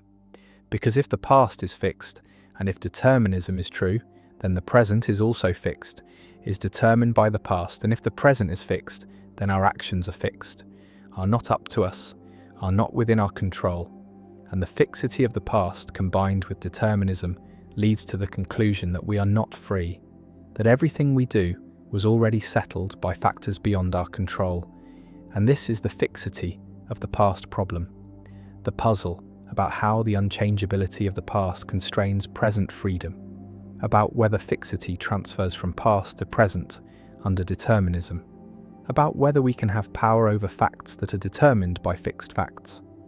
And this problem is closely related to the consequence argument and the transfer principle, and resolves in similar ways, with compatibilists denying that fixity transfers and incompatibilists insisting that it does, and the fixity of the past stands as another battleground in the free will debate. Imagine the past as a vast record, every event that has ever occurred inscribed permanently, unchangeably, and this record determines, through the laws of nature, everything that will occur, everything you will do. And the record was written before you were born, was fixed billions of years ago when the universe began, and you came into existence within a universe whose future was already determined by its past, and nothing you can do can change that record, can alter what has already happened. And so nothing you can do can alter what will happen, because what will happen is fixed by what has happened, and the fixity of the past extends forward through deterministic causation to create fixity of the future. And if the future is fixed, then freedom is impossible. Then your actions are not up to you, are not within your power, are settled independently of your will. And this reasoning seems compelling, seems to show that determinism plus fixity of past equals no freedom. The fixity of the past can be formulated as a principle. For any fact about the past, no one has power over whether that fact obtained. No one can make it the case that the past was different from how it actually was, and this principle is sometimes called the necessity of the past. Though necessity is a confusing term here because the past is not logically necessary, is not necessary in all possible worlds, but is only fixed in the sense that we cannot change it, cannot affect it retroactively, and the past is settled, is beyond our control, and this settledness seems to spread forward under determinism, seems to make the present also settled, also beyond our control, and freedom disappears, is eliminated by the fixity of the past combined with deterministic causation. Visualize time as a line.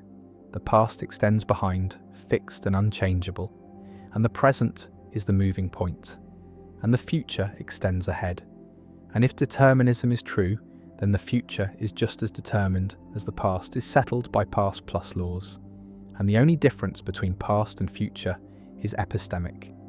We know the past and do not know the future, but metaphysically they are equivalent, both determined, both fixed, and if we lack power over the past, then we also lack power over the future, because the future is determined by the past, and power does not extend across determination.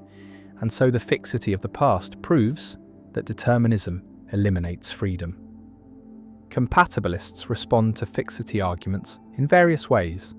One response distinguishes between two kinds of fixity: what is fixed in the sense of being unchangeable retroactively, and what is fixed in the sense of being determined, and argues that while the past is fixed in the first sense, we have no power to go back and change it. The present is not fixed in the first sense, is not in the past, and our current actions determine what the present is. And so we have power over the present, even though we lack power over the past. And the two kinds of fixity are different. And the fixity of the past does not transfer to the present in the way incompatibilists claim. Another compatibilist response appeals to counterfactual power, argues that even though the past is fixed, we have the power such that if we had chosen differently, then the past would have been different. And this counterfactual power is sufficient for freedom, is what matters for responsibility, and the fixity of the past is compatible with our having counterfactual power over the present. And so determinism does not eliminate freedom, and the fixity of the past does not transfer to the present in any sense that threatens freedom. A third compatibilist response accepts that the past is fixed but denies that determinism makes the present fixed in any problematic sense, argues that being determined by the past is not the same as being beyond our control, that our choices are part of the causal chain from past to present, are among the factors that determine what happens, and having our choices be determining factors is what control consists in, is what makes actions up to us. And the fixity of the past is irrelevant, because what matters is not whether the past could have been different, but whether our current choices make a difference. And they do. They determine outcomes. And this is sufficient for freedom. Incompatibilists reject these compatibilist responses, argue that they involve verbal tricks, equivocations on power and control that obscure the real issue. And the real issue is that if the past is fixed and determines the present, then the present is also fixed, is not genuinely open, is not within our control in any sense that matters for responsibility, and compatibilist power is not real power, is a redefinition designed to make freedom compatible with determinism, and the fixity of the past, properly understood, shows that determinism eliminates genuine freedom, eliminates the kind of control required for moral responsibility. The fixity of the past also raises questions about time travel, about whether it is possible to change the past, and most philosophers accept that backward causation is impossible, that we cannot travel back and alter what occurred, because this would create paradoxes, would make it possible for you to prevent your own birth by killing your grandfather before your parents met. And such paradoxes show that the past must be fixed, must be immune to retroactive alteration. But some philosophers argue that time travel is possible as long as it is consistent, as long as any effects you have in the past are already part of the past, as it actually occurred, and this allows time travel without paradox, but requires giving up the idea that you could change the past, could make it different. And this reinforces the fixity of the past, shows that even time travel does not give power over the past. The past sits behind us, vast and unchangeable, every event recorded, every cause set in motion, and the causal chains extend from past to present, determine what is happening now, determine what you're doing, and the fixity of the past. The unchangeability of what has happened seems to make your present action also unchangeable, also fixed, also beyond your control, because if the past could not have been different, and if the past determines the present, then the present could not have been different, and you could not have done otherwise, and freedom is lost, is eliminated by the combination of fixity and determinism. And the fixity of the past remains a central problem for compatibilism, remains a challenge to explain how we can be free if our actions are determined by a past we cannot change. And the answers compatibilists offer remain controversial, remain rejected by incompatibilists who insist that fixity transfers, that unchangeability spreads from past to present under determinism, and the fixity of the past endures as a fundamental constraint on agency, a feature of time that shapes what we can and cannot do. And whether this feature eliminates freedom or merely defines its boundaries remains one of the central questions in philosophy of free will. The frozen time paradox. Time flows, or so it seems, carrying events from past to present to future in an unbroken stream. Yet what if time could stop? What if every process in the universe froze for a moment, or an hour, or 1,000 years, and then resumed exactly as it was? Would anyone notice? Could anyone notice? And this is the frozen time paradox, a thought experiment that questions whether time itself is observable, or whether it is merely an ordering of events, invisible and perhaps illusory. Imagine that at this very moment time stops. Every atom ceases to move, every thought halts mid-formation, every photon hangs suspended in space, the entire universe frozen in a perfect still image. And this frozen state persists for an arbitrary duration, perhaps 1 billion years, and then suddenly time resumes, and everything continues exactly as it was.